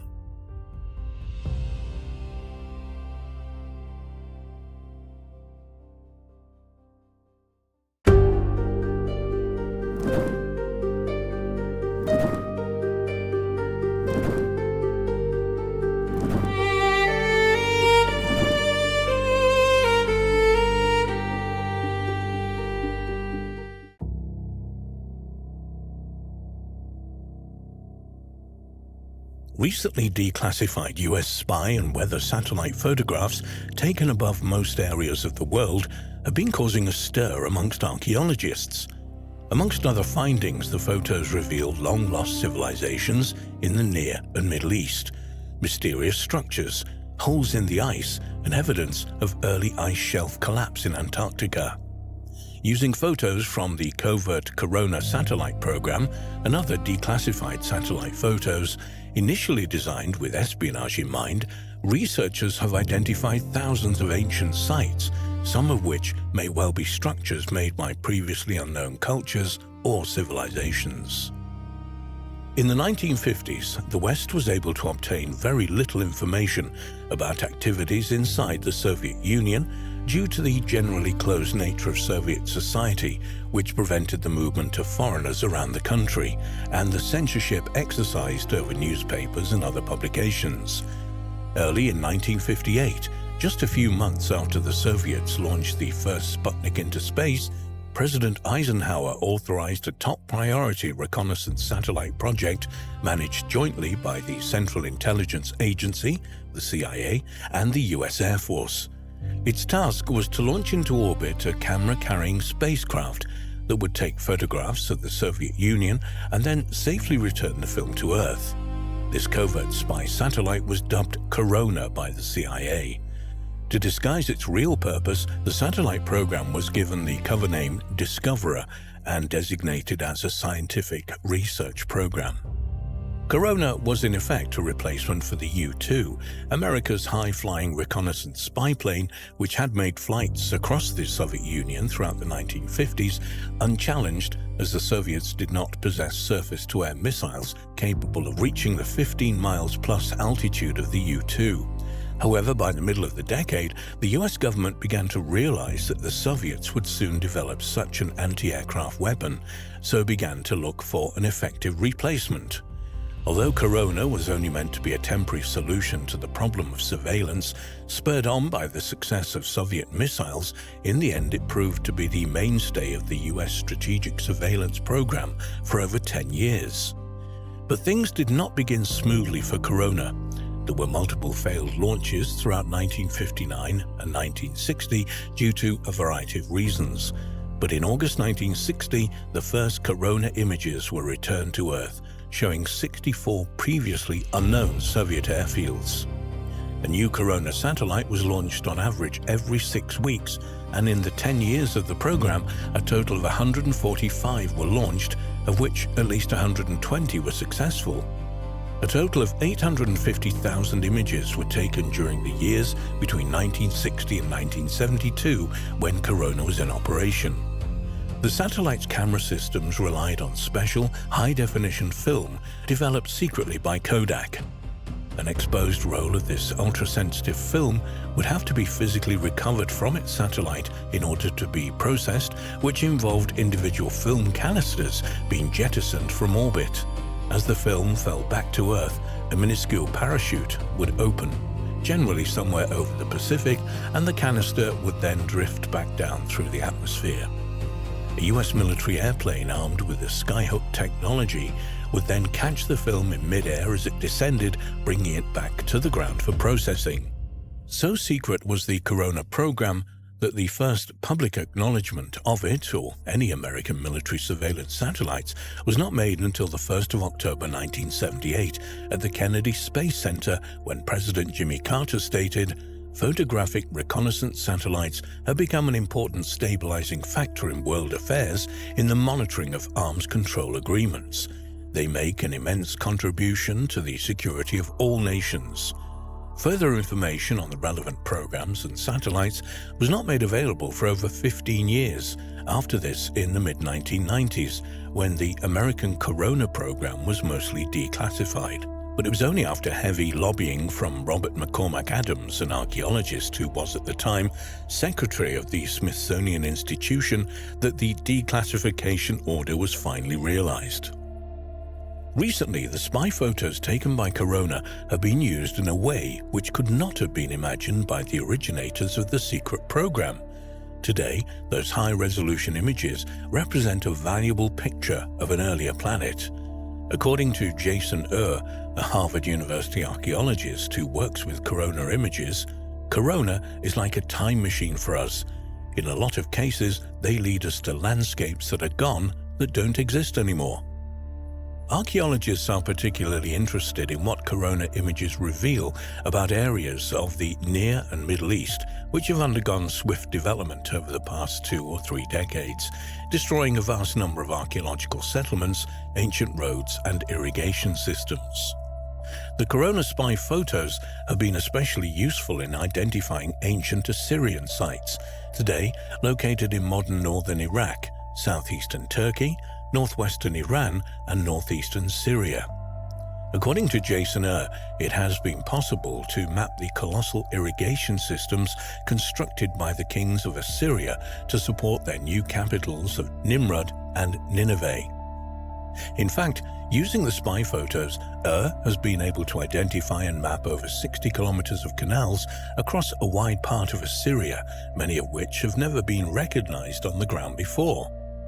At the University of Arkansas, researchers at the Center for Advanced Spatial Technologies have compiled a publicly available image database of 2,214 corona photographs that identify 803 archaeological sites. Dartmouth College anthropology professor Jesse Cassana spent years scanning the declassified files for evidence of past civilizations in the Middle East. He said, "The images are invaluable, because 50 years ago, when the photos were taken, the countryside was far less industrialized. Ancient details remain visible if you know what to look for. We were able to document 10,000 previously unknown archaeological sites that through the history of 150 years of archaeological work in the Middle East, no one has ever documented." The Corona spy photos are not the only 1960s satellite photos being utilized for modern research. Recently, Earth scientists David Gallagher and Garrett Campbell uncovered 25 boxes of magnetic tapes and photographic film from the 3 Nimbus weather satellites launched in the 1960s from the National Climatic Data Center archive in North Carolina. The 1964 Nimbus satellite images of the southern coast of Norway and the Pyrenees are thought to be the first images of Europe taken from space. A few satellite photos taken over Antarctica in 1964 appear to show the remains of structures under the ice, though no one is sure what civilization these buildings belong to. They may be abandoned 20th century structures, or they could be much earlier. Some have suggested hundreds or even thousands of years earlier. Only access to more digitalized satellite photos of the Antarctic, which are not yet available, will help in identifying what these strange shapes under the ice may be. It's possible that the CIA's Corona satellite took earlier pictures of Europe, the Soviet Union, and the Antarctic, but those images have not as yet been made public. Indeed, to date, only about 5% of the images from the Corona program have been scanned, and each photograph costs $30 to digitize, so it may be some time before everything is available to study. The Nimbus satellite photos also give scientists their earliest look at Antarctica before global warming, and in the 1964 photos of the continent, they reveal a greater extent of sea ice than at any time since. But Gallagher and Campbell were extremely surprised when they came upon images which appeared to show a mysterious hole in the ice. Although holes in the Arctic ice are a common phenomenon today as the Arctic warms, but in the colder 1960s, a large patch of thin or melted ice was unexpected, and nothing like it was seen again until the 21st century. Since the images of the hole were made public, there have been various interpretations as to what it represents. Some researchers believe that there is something ancient lurking beneath the ice which caused the huge hole to form. Others that it represents the entrance to a secret tunnel to another location. The two scientists believe that as Antarctica in its past had a different climate, around 50 million years ago, there was the possibility that running water existed on the surface. The team think that water got trapped as lakes, perhaps 2 or 3 miles below the ice sheet, in what they have called ghost lakes. Professor Frank Muller-Karger of the University of South Florida explained, "We call them ghost lakes because they're invisible to us until something happens and they reveal themselves. So the scientific hypothesis is that the hole was created due to these lakes, which are believed to be spread under huge areas of Antarctica." Unsurprisingly, some researchers do not agree and think there is much more going on in Antarctica than has ever publicly been admitted.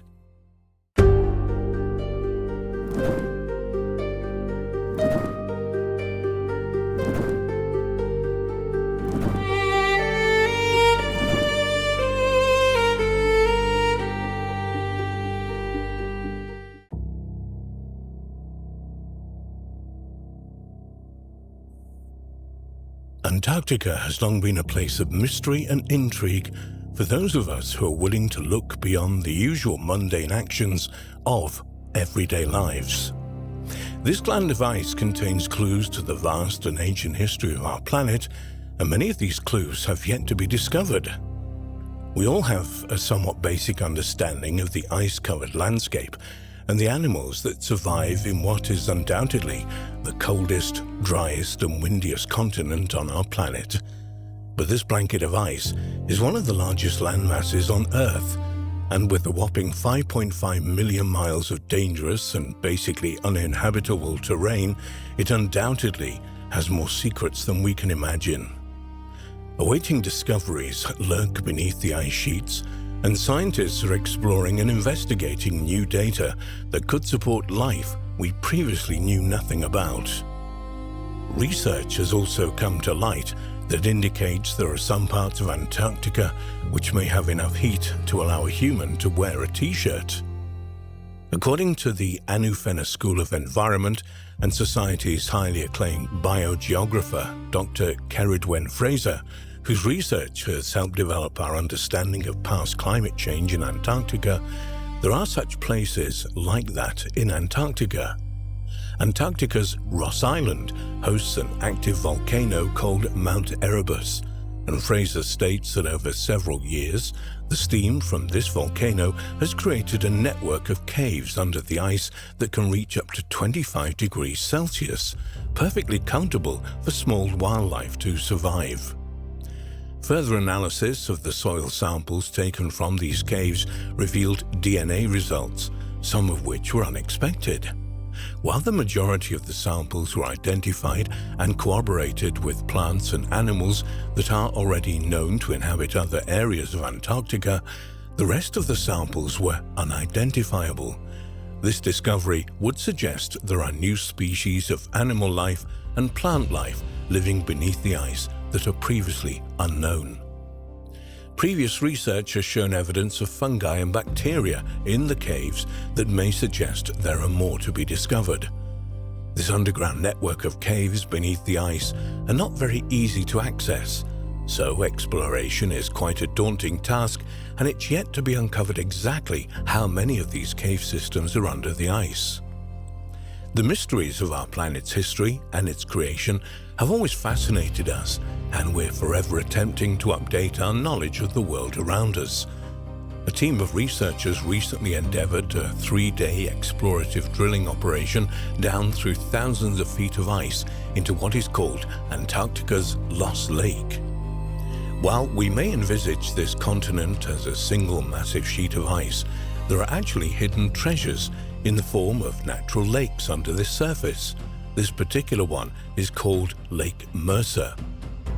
They're called Lost Lakes because up until now they were completely inaccessible.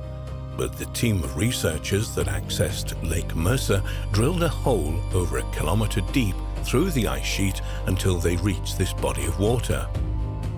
While the drill hole is only a couple of feet wide, this was enough to create an avenue to the body of water beneath, which will allow the scientists to get samples for analysis and possibly new and exciting data.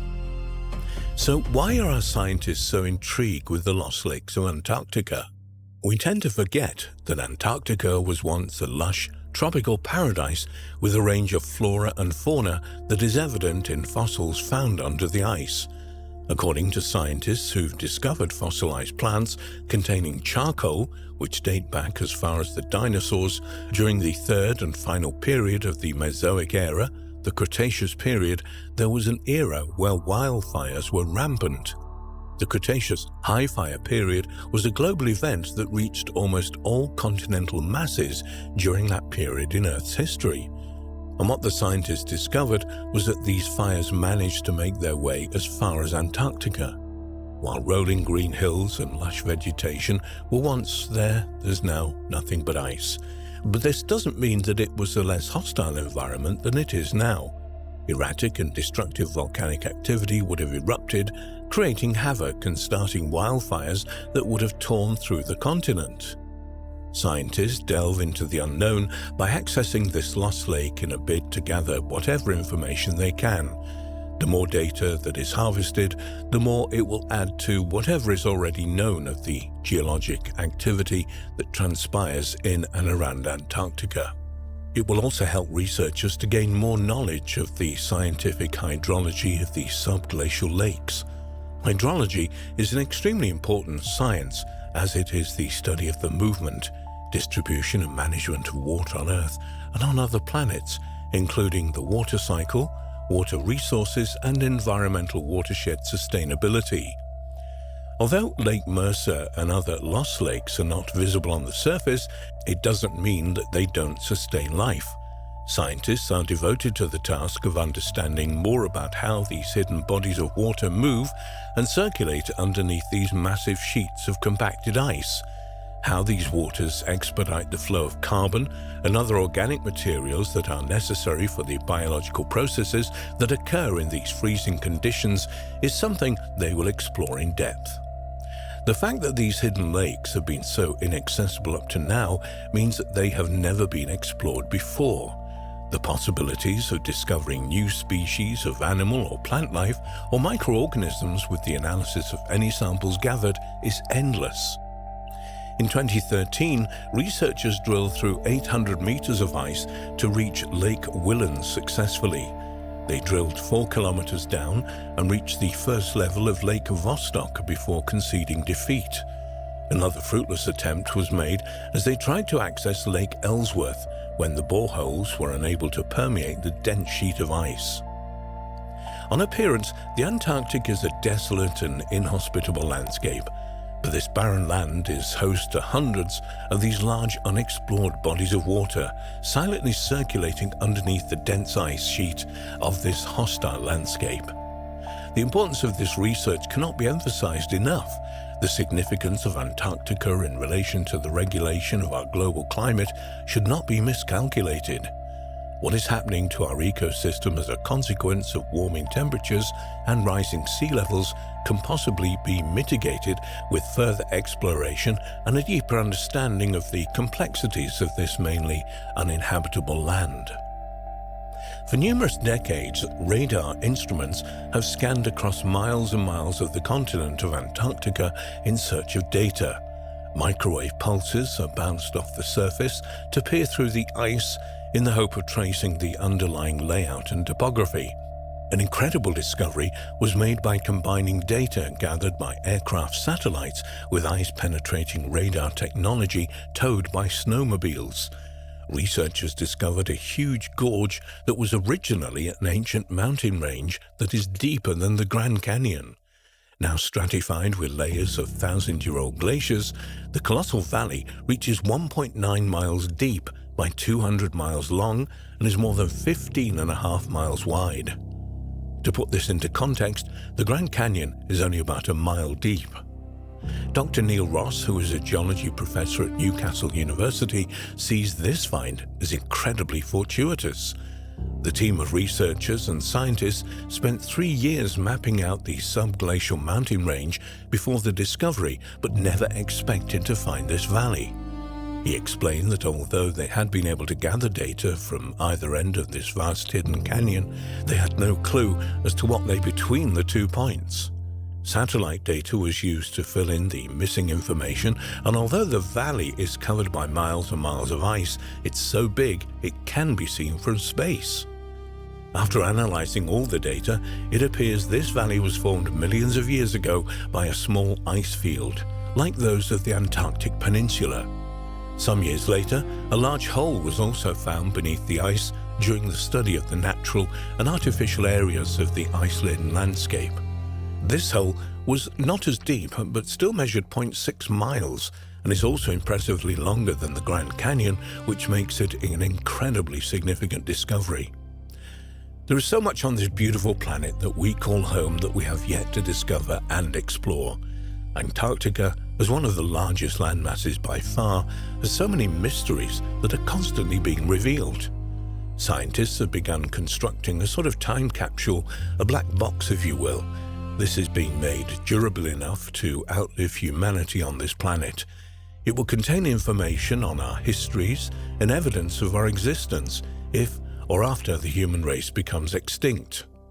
This black box will be our legacy and allow us to detail humanity's accomplishments, as well as afford a narrative to future civilizations as to what took place in the human race's cycle on this planet.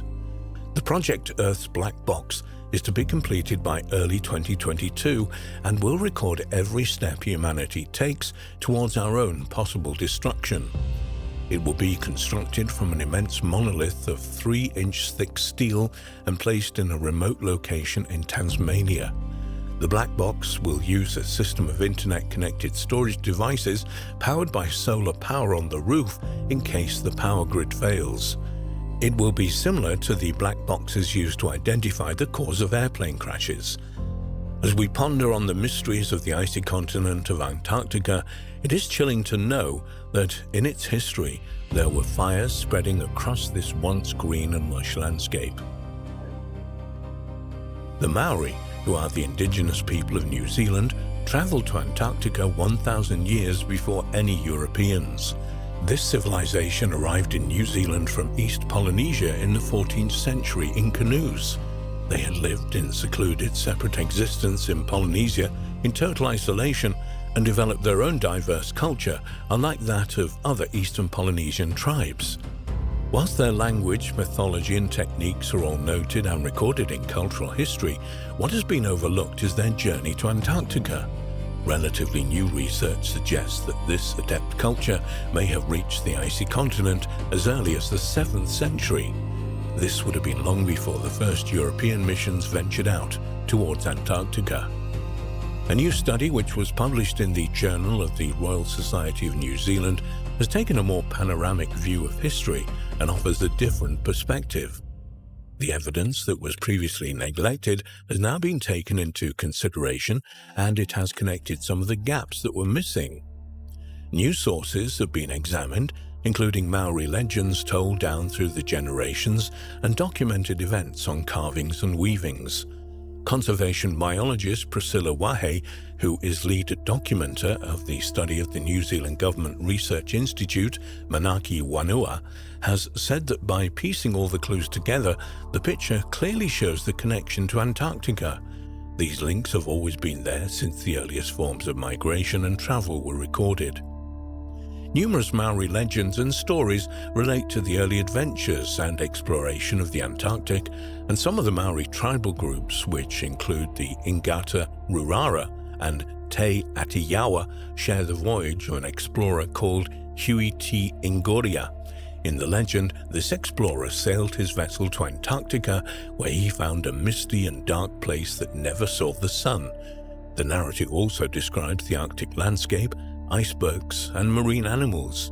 Until this study came to light, our comprehension and understanding of the Antarctic and any exploratory adventures to it were based on the missions and accomplishments of European explorers.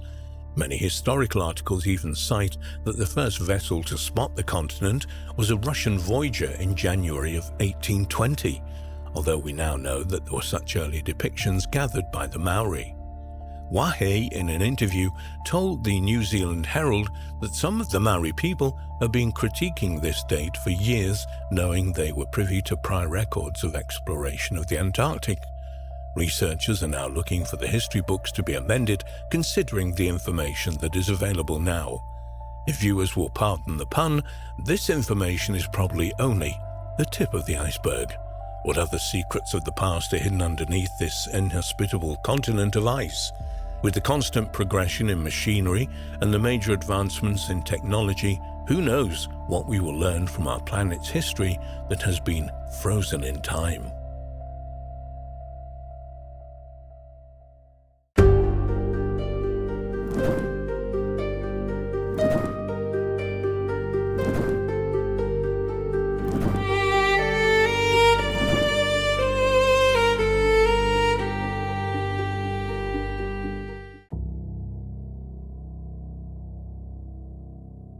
Newly released data from a European satellite has revealed the tectonic underworld below the frozen southernmost continent.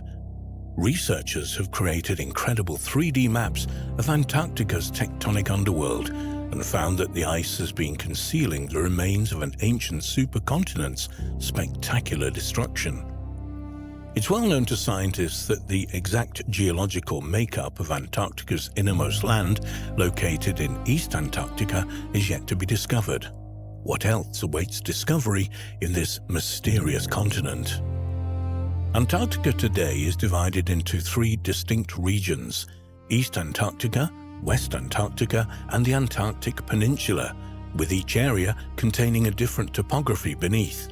The ice of the Antarctic Peninsula, for example, conceals a spine of mountains projecting northwest from the inside of the continent. East Antarctica, the largest area, includes flat plains as well as mountains. The Gamburtsev mountain range is located here. Its mountains extend for 750 miles, with peaks rising above 11,200 feet, roughly the same height as the European Alps. This range is completely covered by over 2,000 feet of ice.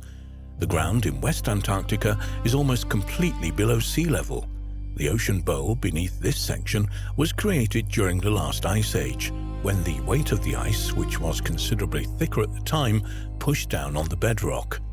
But what else lies beneath the ice on this enigmatic continent?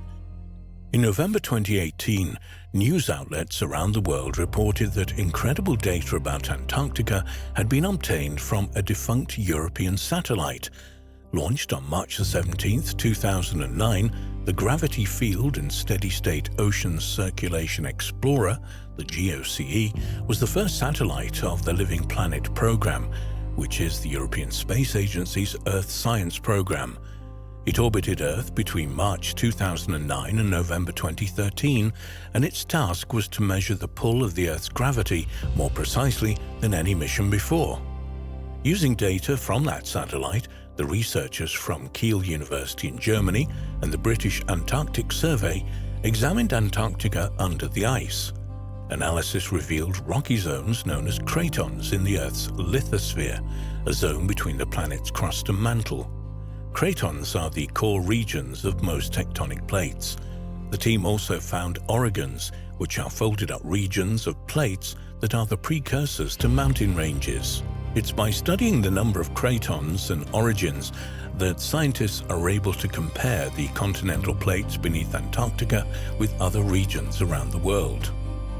GOCE's newly discovered cratons are believed by scientists to represent the remains of ancient continents, and they reveal important information about how Earth's modern-day continents are structured, especially Antarctica. But data from the decommissioned satellite not only produced a global gravity map, but also revealed local gravity changes with a resolution as small as around 50 miles.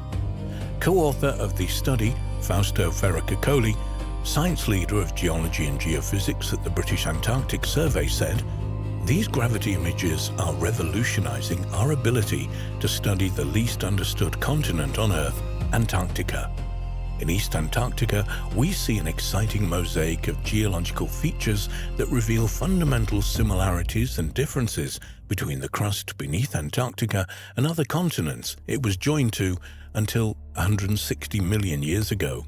One interesting piece of information the team found was that East Antarctica is made up of old cratons and younger orogons. The researchers found similar structures to this in Australia and India. However, West Antarctica has a thinner and more homogeneous crust, which more closely resembles the southern tip of South America.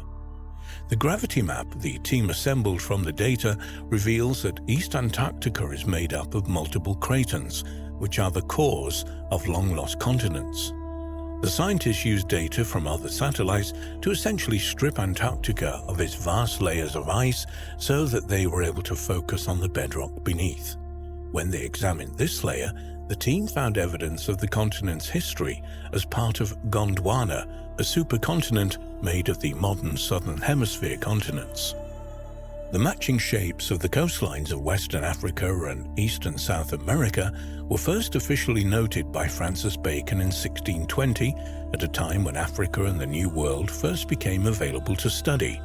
But the idea that not all the continents of the Southern Hemisphere were once joined in one great supercontinent was not put forward in detail until hundreds of years later.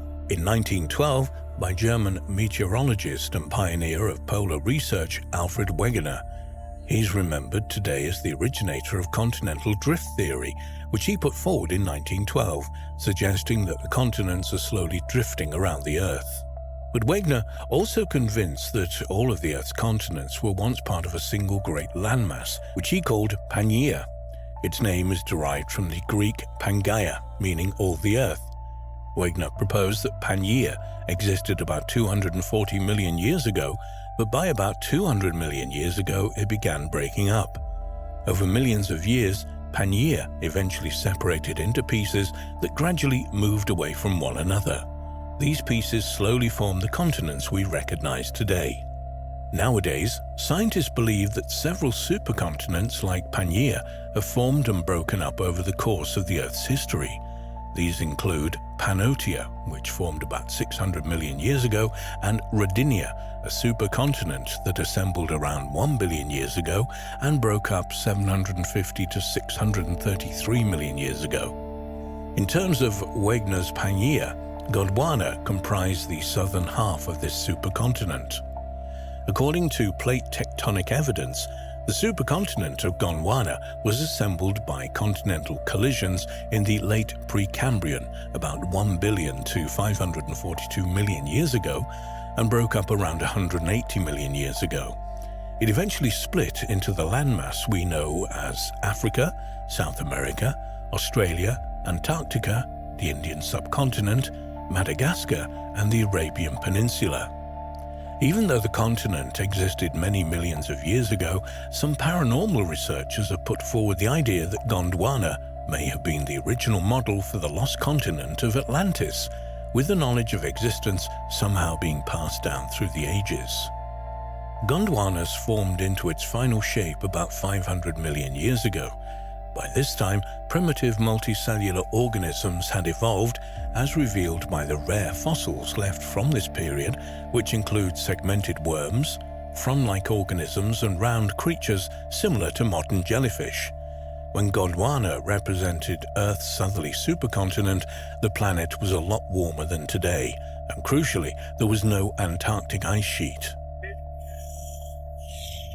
It was also a time, the Jurassic period, when dinosaurs still roamed the Earth and huge areas of Gondwana were covered with lush rainforest. The first stage of the breakup of the subcontinent began in the early Jurassic period, about 180 million years ago. This new information contained in this gravity map gives scientists more knowledge about how the Antarctic continent was formed. But perhaps just as importantly, it tells scientists what will happen to it in the future. Antarctica is melting at a fairly rapid rate, and being aware of its underlying structure can tell us how this will happen and perhaps how it will eventually recover. In December 2019, it was revealed that a new map of the mountains, valleys, and canyons concealed beneath Antarctica's ice had revealed the deepest land on Earth, and would help predict future ice loss. The new NASA map, called Bed Machine Antarctica, collects together ice movement measurements, seismic measurements, radar and other data points to assemble what is hoped to be the most detailed picture ever of Antarctica's hidden features. According to NASA's website, Bed Machine is a new Antarctic bed topography product based on ice thickness data from 19 different research institutes dating back to 1967, encompassing nearly 1 million line miles of radar soundings. Bed Machine relies on the fundamental physics-based method of mass conservation to estimate what lies beneath the radar sounding lines, utilizing highly detailed information on ice flow motion from satellite data that dictates how ice moves. Originally, NASA's bed map was a result of work led by the British Antarctic Survey, where researchers assembled decades' worth of geophysical measurements. In operation from 2013, BedMap 2, like the original BedMap, was a collection of 3 data sets: surface elevation, ice thickness, and bedrock topography.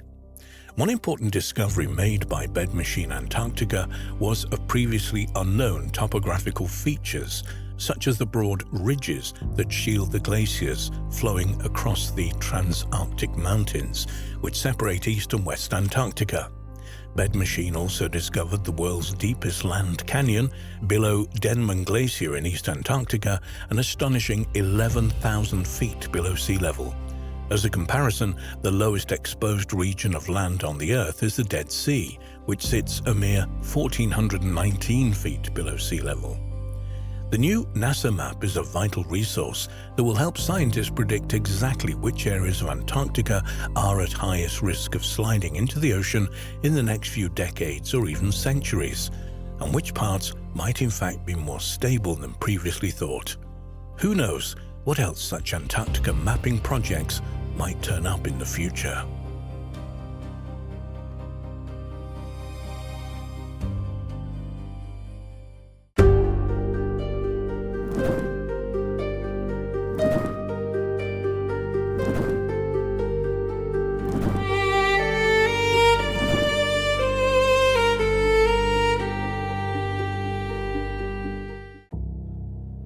The scientific discovery of fossilized trees dating back more than 260 million years has shocked the scientific community.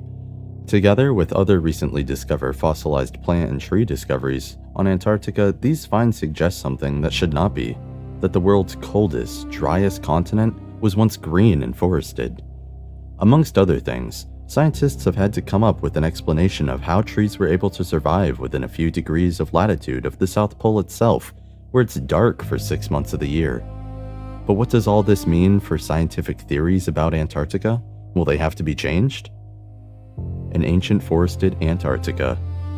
Over 100 years ago, Royal Naval officer and explorer Robert Falcon Scott's ill-fated expedition to Antarctica discovered fossils of plants on the Beardmore Glacier less than 310 miles from the South Pole. The expedition's chief scientist, Edward Wilson, recorded these remarkable findings in his diary, writing that most of the bigger leaves were like beech leaves in shape and venation. At the time, these discoveries were dismissed by scientists as mistaken or exaggerated, their significance almost completely ignored for over 100 years. However, over the last decade or so, a few scientists have begun to suspect that Edward Wilson may have been onto something. Even so, when proof was finally discovered, they were as shocked as anyone. The fact is that Antarctica has not always been a forbidden land of ice. Millions of years ago, when the continent was still part of the huge southern hemisphere landmass called Gondwana, forests grew near the South Pole.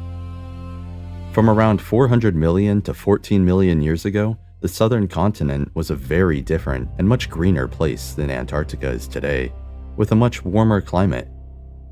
The warmth came from the size of the landmass itself, with Gondwana land keeping away the cold currents that encircle Antarctica today. Professor Jane Francis of the University of Leeds in the UK has spent 10 field seasons in Antarctica collecting fossil plants and received the Polar Medal from the Queen in 2002. She is still in awe at the thought of a green Antarctica.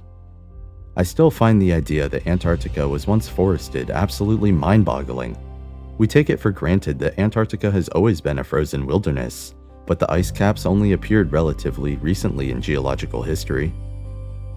One of the professor's most important fossil discoveries was made in the Transantarctic Mountains, where, high up on glaciated peaks, she and her team found a sedimentary layer packed full of fragile leaves and twigs.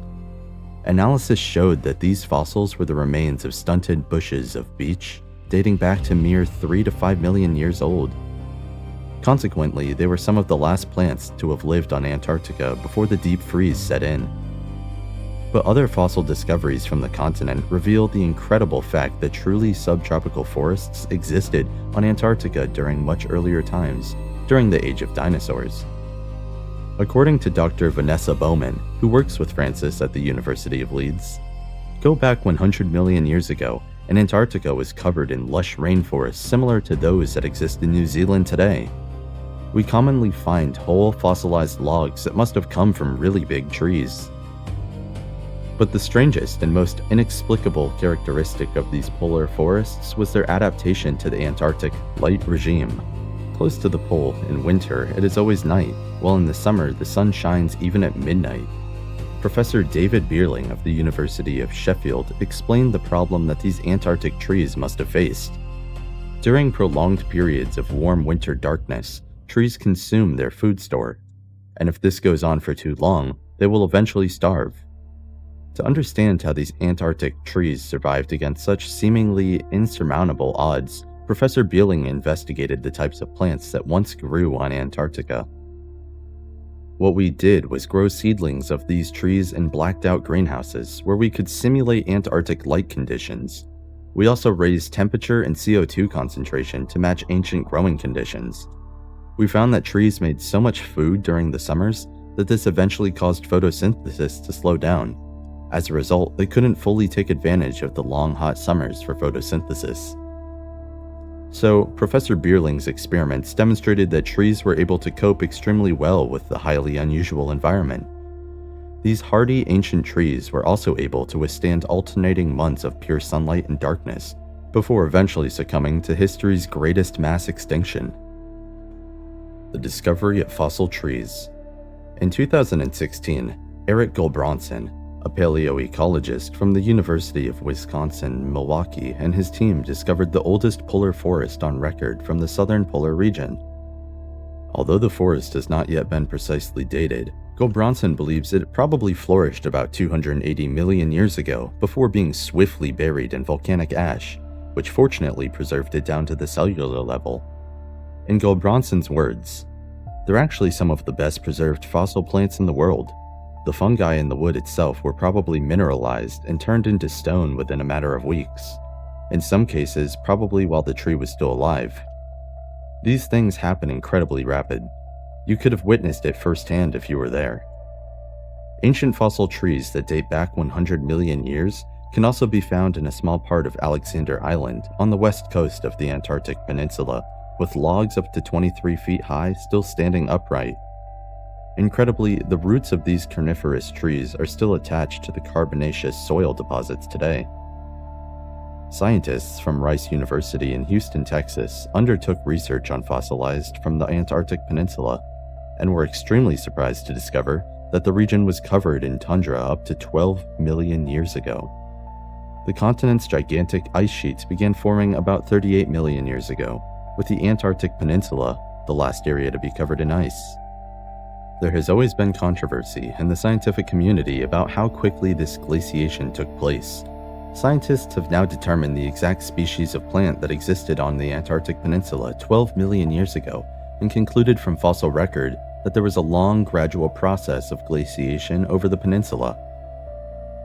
In 2018, more new forests were discovered by researchers from the University of Wisconsin-Milwaukee on the frozen slopes of the Transantarctic Mountains. Here, they discovered gray rocks containing fossils from Antarctica's ancient forested past. The team discovered fossil fragments of 13 trees that are well over 260 million years old, showing that this forest flourished at the end of the Permian period, before the first dinosaurs walked the Earth. Then came the Permian extinction. Many geologists and paleoecologists believe that the Permian extinction occurred over the course of 15 million years during the latter part of the Permian period, 299 million years to 252 million years ago. What caused this great extinction of 90% of the world's species at the time is still shrouded in mystery, though we know it was triggered by a volcanic event. However, the team from the University of Wisconsin actually discovered 5 new fossil forests that would have lived into and beyond the Permian extinction interval. These forests may give us vital information about this mysterious extinction event, according to Eric Gilbronson.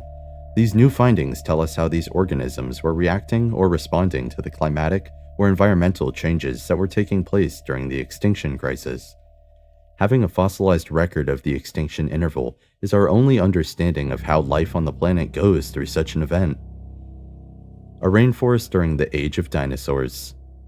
In April 2020, it was revealed that scientists had discovered the remains of temperate rainforests which flourished in Antarctica around 90 million years ago.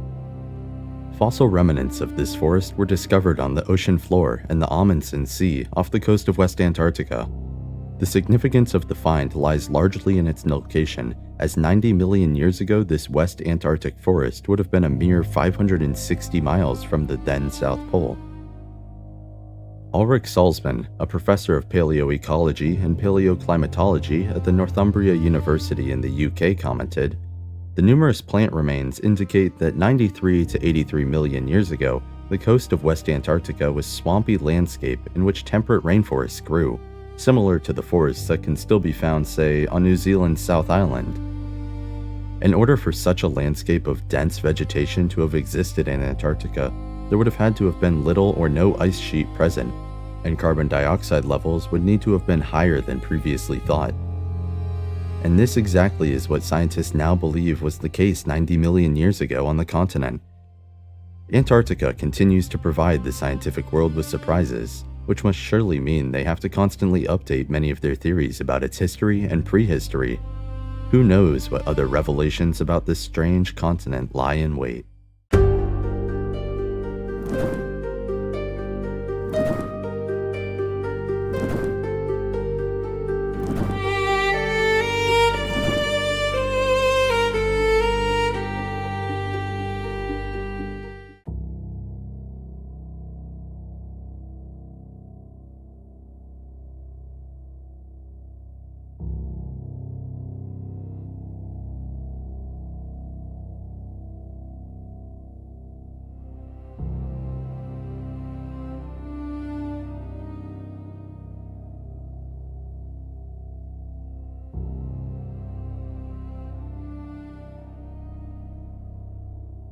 A land of ice at our southern pole has begun to melt, and claims of secrets that have become exposed leak and flow from its shores like the water from its melting ice.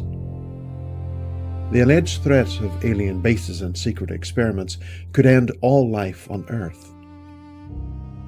Amongst the whispers from the frozen tundra comes a new theory with global implications that will affect us all.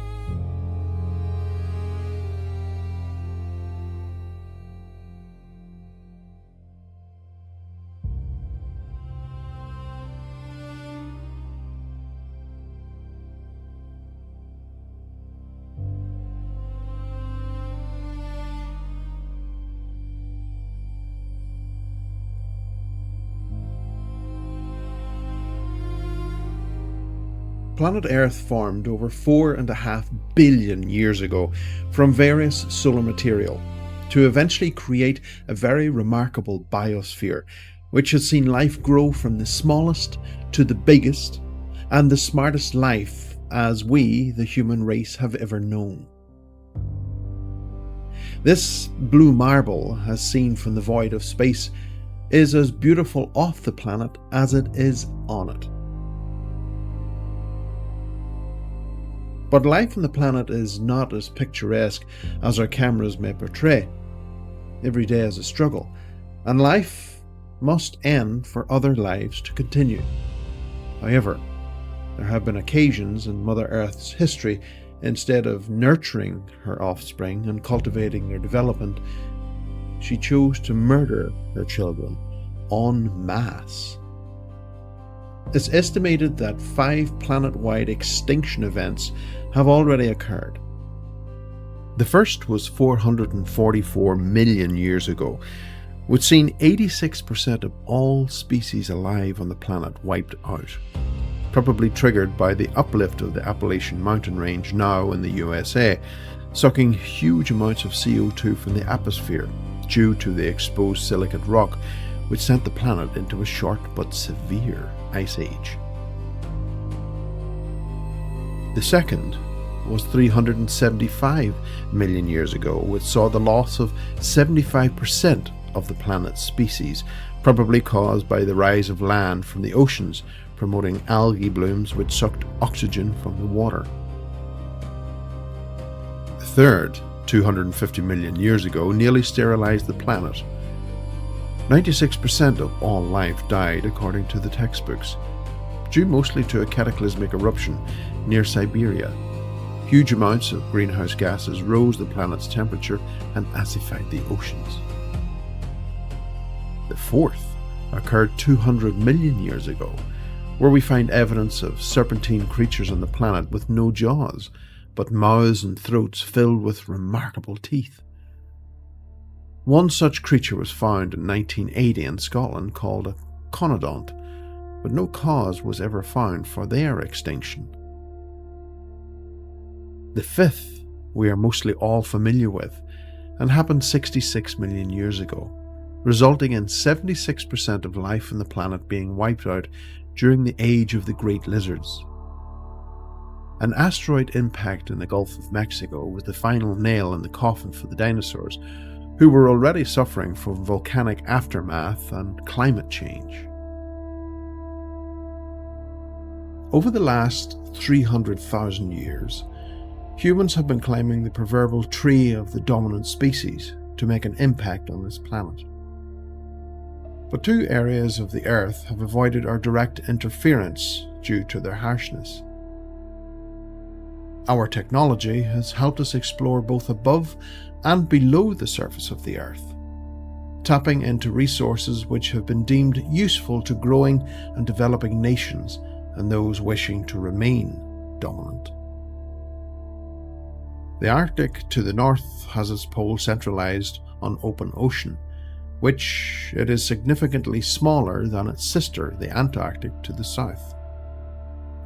The Antarctic pole is focused on a landmass which delivers a very different and killer weather system, which can freeze exposed skin in seconds. Exceptionally powerful currents surround this icy continent, which separates it from the warmer waters of the Pacific, Indian, and Atlantic Oceans.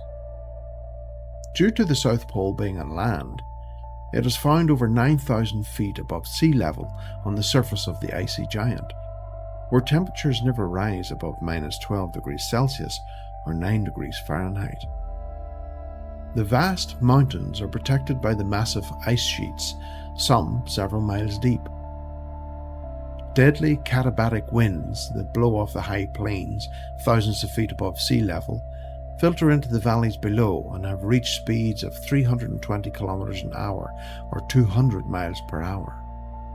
And when combined with the lowest temperatures recorded on the planet at -94 degrees Celsius or -135 degrees Fahrenheit, this creates a deadly and highly efficient killing machine.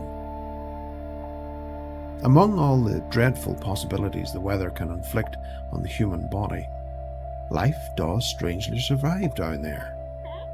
Seals, penguins, whales, and squid, to name a few, live in the white world quite comfortably. Small pockets of exposed land heated by thermal activity are sporadically found across the continent. Remarkably, on only 1% of the land that remains ice-free, there are two species of flowering plants, the Antarctic hairgrass and the Antarctic pearlwort can be found. The Antarctic Treaty was signed in the United States on December 1st, 1959 by 12 countries whose scientists had been stationed on the continent during the International Geophysical Year on 1957 to 1958. The treaty was enforced in 1961, with other countries adding their support, bringing it to a total of 53 world nations now supporting and recognizing the need to protect this vulnerable environment and making it one of the largest protected areas in the world at over 1 million square kilometers. At least that's the sentiment sold to us on a global scale. But what if this was not the case? What if the treaty is being held together by a thread as big players force their way into the world arena as they begin to understand the considerable amount of natural resources that lie dormant under the ice? Land and sea seizures have already taken place this century as large nations fight and struggle behind a thinning veil of media coverage to keep our questioning minds looking in another direction. What resources are available that would drive a big player to break the agreement? The ice and snow of the Antarctic seems to produce an exceptionally fruitful crop of conspiracy theories, including large pyramids, frozen civilizations, current and active alien and Nazi bases, monsters under the ice, and missing expeditions. The continent's appearance within the world stage is just as shady. There are those that suggest that the great land to the south was known before its sighting by mariners in the 1820s. Its very name, Antarctic, is a term coined by Marinus of Tyre from Syria in the 2nd century AD. Although he never saw the land, or even the ice for that matter, he used the understanding that the earth must be in balance, and if there is land in the north, then the equal must be said to the south. By the 15th century, the Great Lands began appearing again in maps known as Terra Australis, Latin for Southlands. By 1513, a Turkish mapmaker and admiral, Ahmed Muhammad Peri, produced a map based on alleged ancient maps. Some have assumed it outlined the Antarctic coastline and the Americas. The details within the map, known today as Peri-Reis, are very detailed, but the map vanished and was only rediscovered in 1929. On examination, the midsection of the map was very accurate and seemed to resemble the central worldview perspective typical for that time period. However, the devil is in the detail, and here the map lets us down. Other sources have claimed that the Peri-Reis map also accurately depicts the unfrozen shoreline of the Antarctic, which has been under ice for millions of years. This is not the case. You can see the overlay of the Peri-Reis map in pink against how we know the Earth is today, And we can see the North America section is not represented properly, and the reliability of the South America section drops away significantly. With the distraction of the Piri Reis map put behind us, we can now start to move on to more modern mysteries.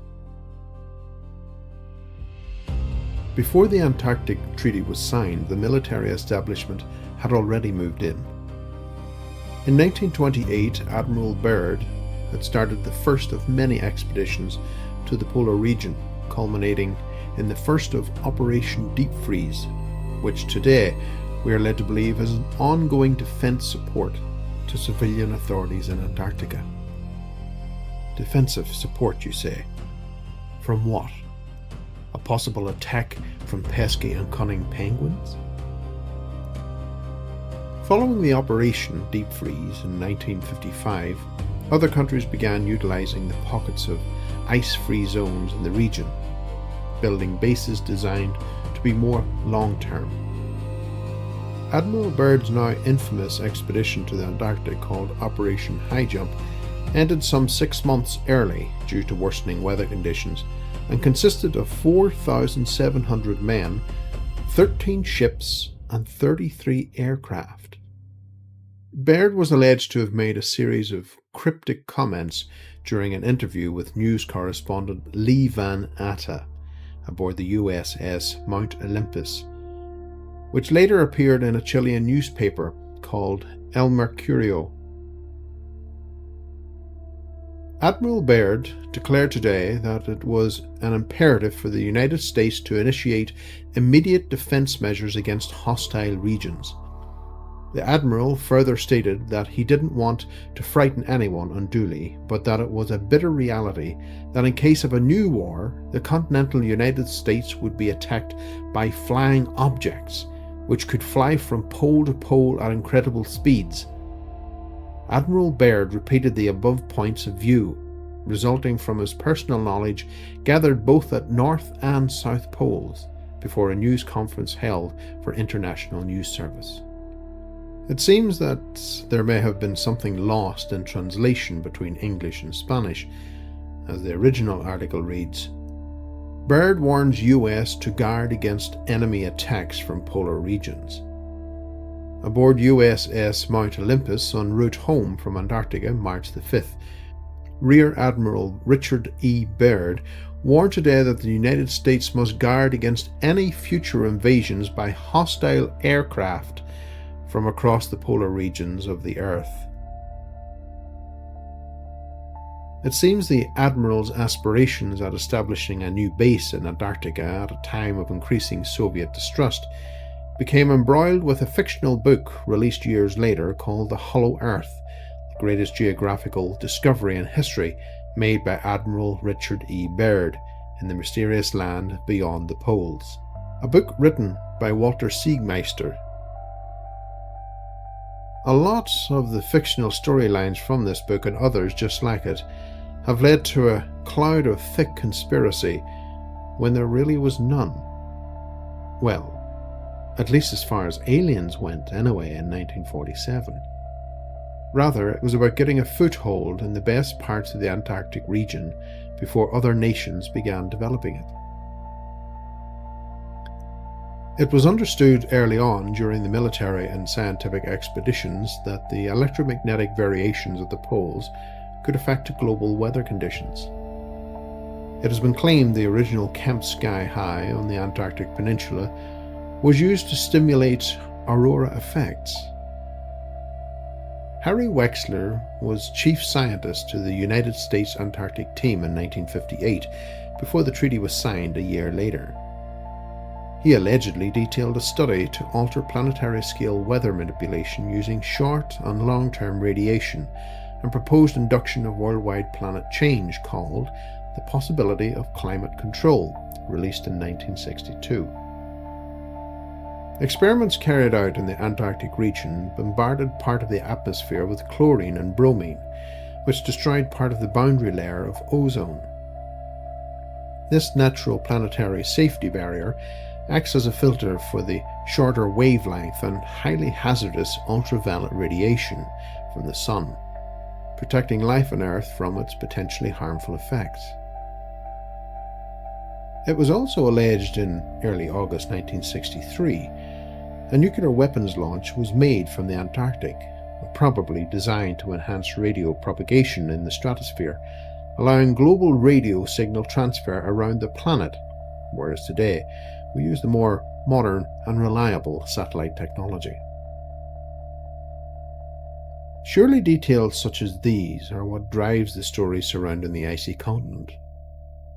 Strangely, if we examine the idea of heating the planet and the decade in which those experiments were said to have been carried out, we find a correlation between the experiments and a sharp rise thereafter of the planet's temperature.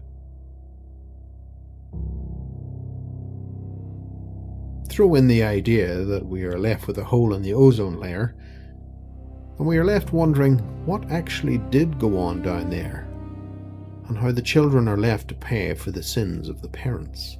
So far in this documentary, we have been trying to maneuver our way through the truth and misdirection, but the Antarctic is not without its true mysteries. It seems UFOs have been reported in the Antarctic since our serious involvement with the continent.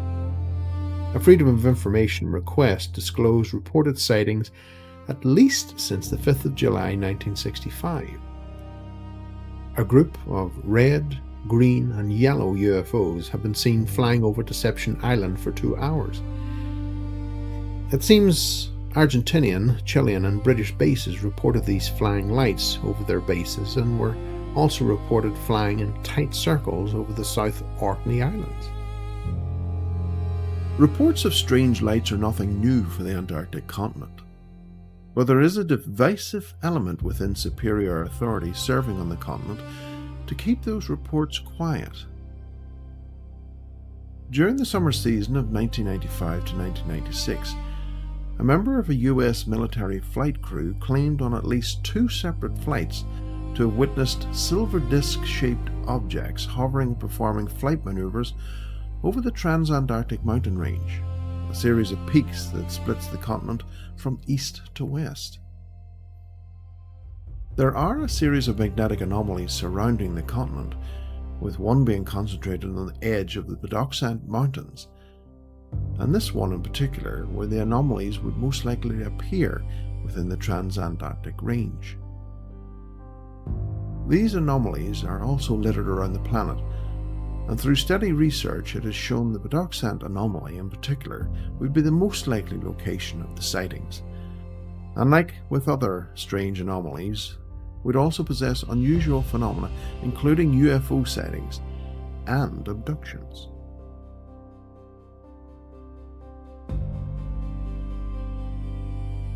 Stronger anomalies are also found along the western edges of the continent, with one extending from the Walker Mountains to Davis Coast and the East Base Research Station, and another stretching from the Walgreen Coast southeast toward the South Pole. These anomalies are found in other locations around the planet, such as Skinwalker Ranch and the Brown Mountain Lights in the United States, Hisdalen Lights in Norway, and the famous A70 abduction case in Scotland in 1982, for example.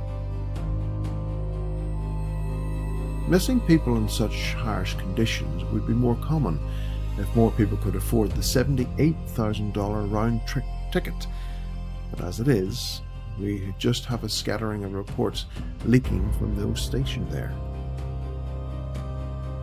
During the 1994 to 1995 summer, a group of scientists were alleged to have vanished, but finding any information on people who may have gone missing or died on the continent is exceptionally difficult. However, we do know of a strange case of Carl Robert Deitch in 1965. He was an ionospheric physicist who vanished whilst working at the Baird Research Station. Carl left the radio noise building at 9:15 a.m. on the morning of the 8th of May 1965. He was heading for the main station complex to the south. The buildings were linked throughout the complex by a handline to provide guidance during whiteout storms. By 11:30 a.m., the search was initiated, and the trail was found leading west for about 4 miles. One report suggested there was no noticeable lessening of his stride, and eventually the search was called off on May the 14th. No sight or sound of Carl was ever found since. Was this just a case of losing his way within the snow? He did have a handrail to guide him, but he obviously didn't use it. There have been other unsubstantiated reports that strange lights were also seen in the area of his disappearance, and a strange hum similar to those heard all over the planet, like a diesel generator in the distance. And shortly after his disappearance, his own husky Gus also vanished without a trace. The old Baird station was constructed in the middle of the Walgreen anomaly, but due to the nature of secrecy pertaining to experimental programs being conducted down there, any further details are not forthcoming. In the Antarctic summer season of 2002 to 2003, a story was blasted onto the internet through an Australian website. The world was amazed to learn of the disappearance of a Californian television crew who went missing in the Antarctic tundra. The breaking story stated the crew were investigating archaeological remains which had been discovered of a former major complex of ancient structures. It seems during the live broadcast the entire crew were attacked by some unknown assailants and the live feed was cut. A team of Navy SEALs were dispatched to the location and the tapes were retrieved, and the US government has held them since, and the Californian company have been pursuing legal proceedings against the government to obtain their property. Sadly, none of the cast or crew were ever recovered. A series of coordinates were released to the web attempting to locate the precise location of the filming and the city, which was exposed to the environment. The more I looked into the story, the more it began to leak water. The difficulty of beaming a live stream from the Antarctic in that period would have been littered with problems such as equipment and battery failures, never mind the sheer expense of getting the equipment to the continent in the first place. The small company known as Atlantis TV would have to have initially produced millions of dollars up front before even getting feet onto the ground, and this alone would have placed a huge stumbling block in their way at exposing any ancient ruin. But wait, if indeed a live feed was cut, what tapes do the Navy SEALs then hold? When delving into the history of the company, I found no such television company existed with the FCC, the Federal Communications Commission. During the crew's alleged disappearance, Blair Witch had just been released several years earlier and grossed $225 million. Between 1996 and 2006, 8 more found footage style movies tried to follow in the success of the Blair Witch. From the evidence at hand, it certainly suggests that this tantalizing story of found footage was nothing more than a hoax, a film script plot that didn't even make it off the ice. Prior to 1957, Russian scientists selected a location in southeast Antarctica, above Lake Vostok, to build and maintain a base in one of the coldest areas of the continent. Temperatures could and did drop to as low as minus 89 degrees Celsius or minus 128 Fahrenheit, and the team were faced with a multitude of obvious difficulties. Lake Vostok is one of the largest freshwater lakes on the continent, stretching 160 miles and 30 miles across at its widest point. Buried under 2.4 miles of ice, the lake remained ice-free due to geothermal energy. In 1989, scientists began to drill a well to reach the lake. Funding shortages, equipment failures, environmental concerns, and severe cold all took their toll on the project, slowing it down considerably.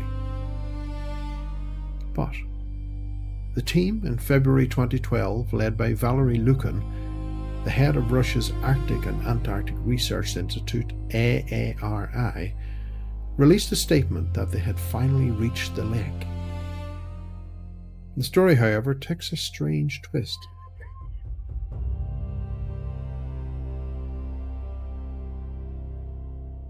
For in September 2012, a defecting Russian scientist from the team fled to Geneva in Switzerland, where he recounted a remarkable story how they descended in wetsuits into the icy water of Lake Vostok, only to be attacked by a creature which had remained bound by the ice. The creature, which turned out was a giant squid, became known as Organism 46B and could morph and contort itself into different appearances and release a venom which was effective at over 150 feet to paralyze its prey, which included some of the scientific party. Its level of intelligence was similar to our own and could outmaneuver the scientific team.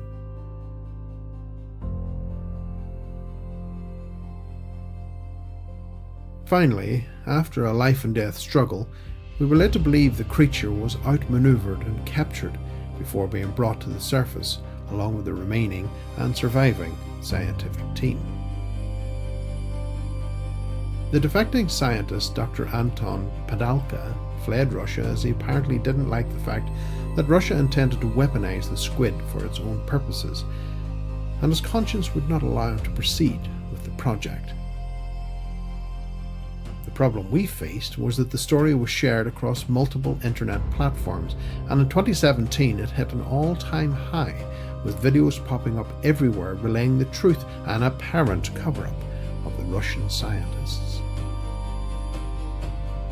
The origins of the story and regarding the fantastic Russian breakthrough in finally reaching the lake were indeed true. However, the tall tale of a defecting scientist was not.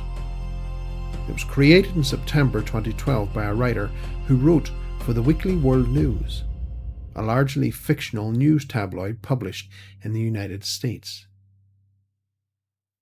The story was later picked up and spread throughout other websites and tabloid newspapers like an invasive weed. The success of the Russian scientists to finally break through to the ice and the lake resulted in them returning a barrel full of water which was previously sealed from the rest of the world for more than 20 million years. As soon as it was retrieved, the pressure from the lake forced water up the well shaft and froze the hole again, sealing it from modern-day pollutants.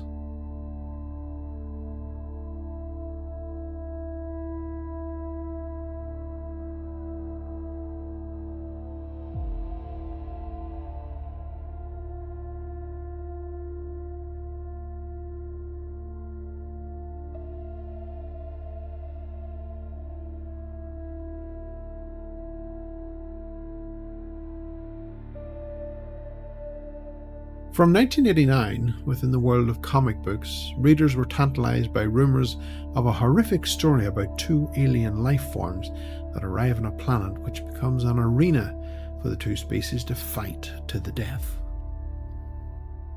The two species, Yatja and Xenomorph XX121, we have come to know as Predator and Alien, and each would have their very own successful movie franchise. However, due to the Dark Horse comic publication number 35 in February 1990, this first crossover franchise led to the two species finally meeting on our screens, culminating in a fight-to-the-death scenario written and directed by Paul Anderson. The 2004 film was inspired by Aztec mythology and grossed over $172 million worldwide. Set on an island 1,000 miles off the coast of Antarctica, A wealthy and somewhat nosy industrialist, Charles Whelan, discovers a thermal signature buried 2,000 feet beneath the ice.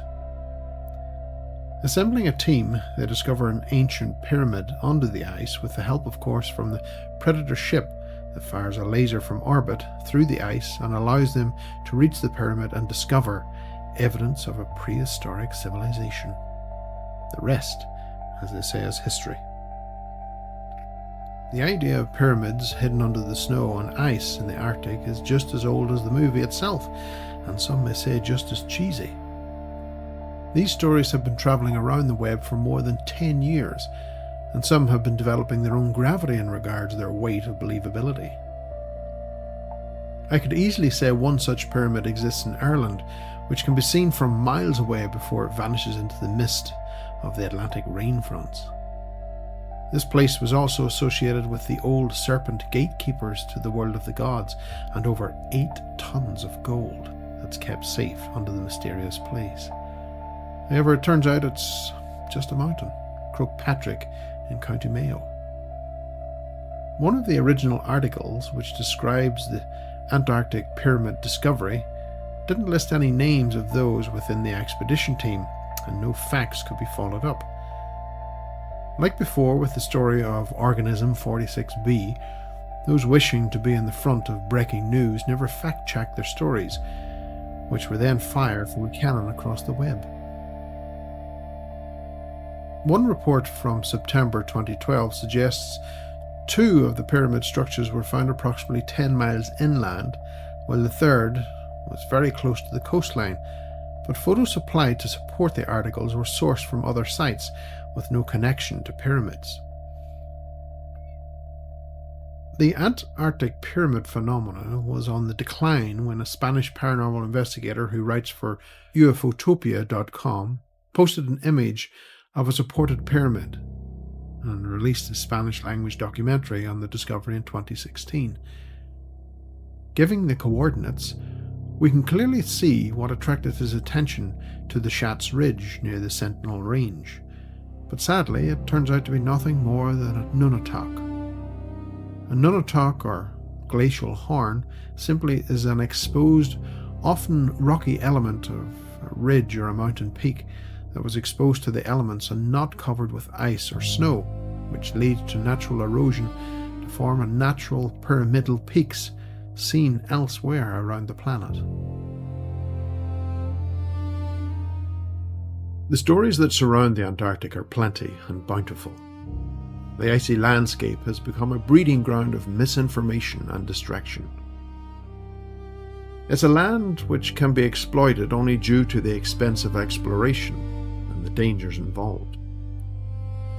Unlike the Western world, we can usually find a lodging of some sort after a day's travel, but here in the Antarctic, in a land larger than the mainland United States, there are no hotels, no rental cars, no roads or forests. There seems to be 3 types of information leaving the coldness of the South Pole. The official data, which can be read readily in scientific journals. Another is hearsay from personnel stationed there. Here we have a problem.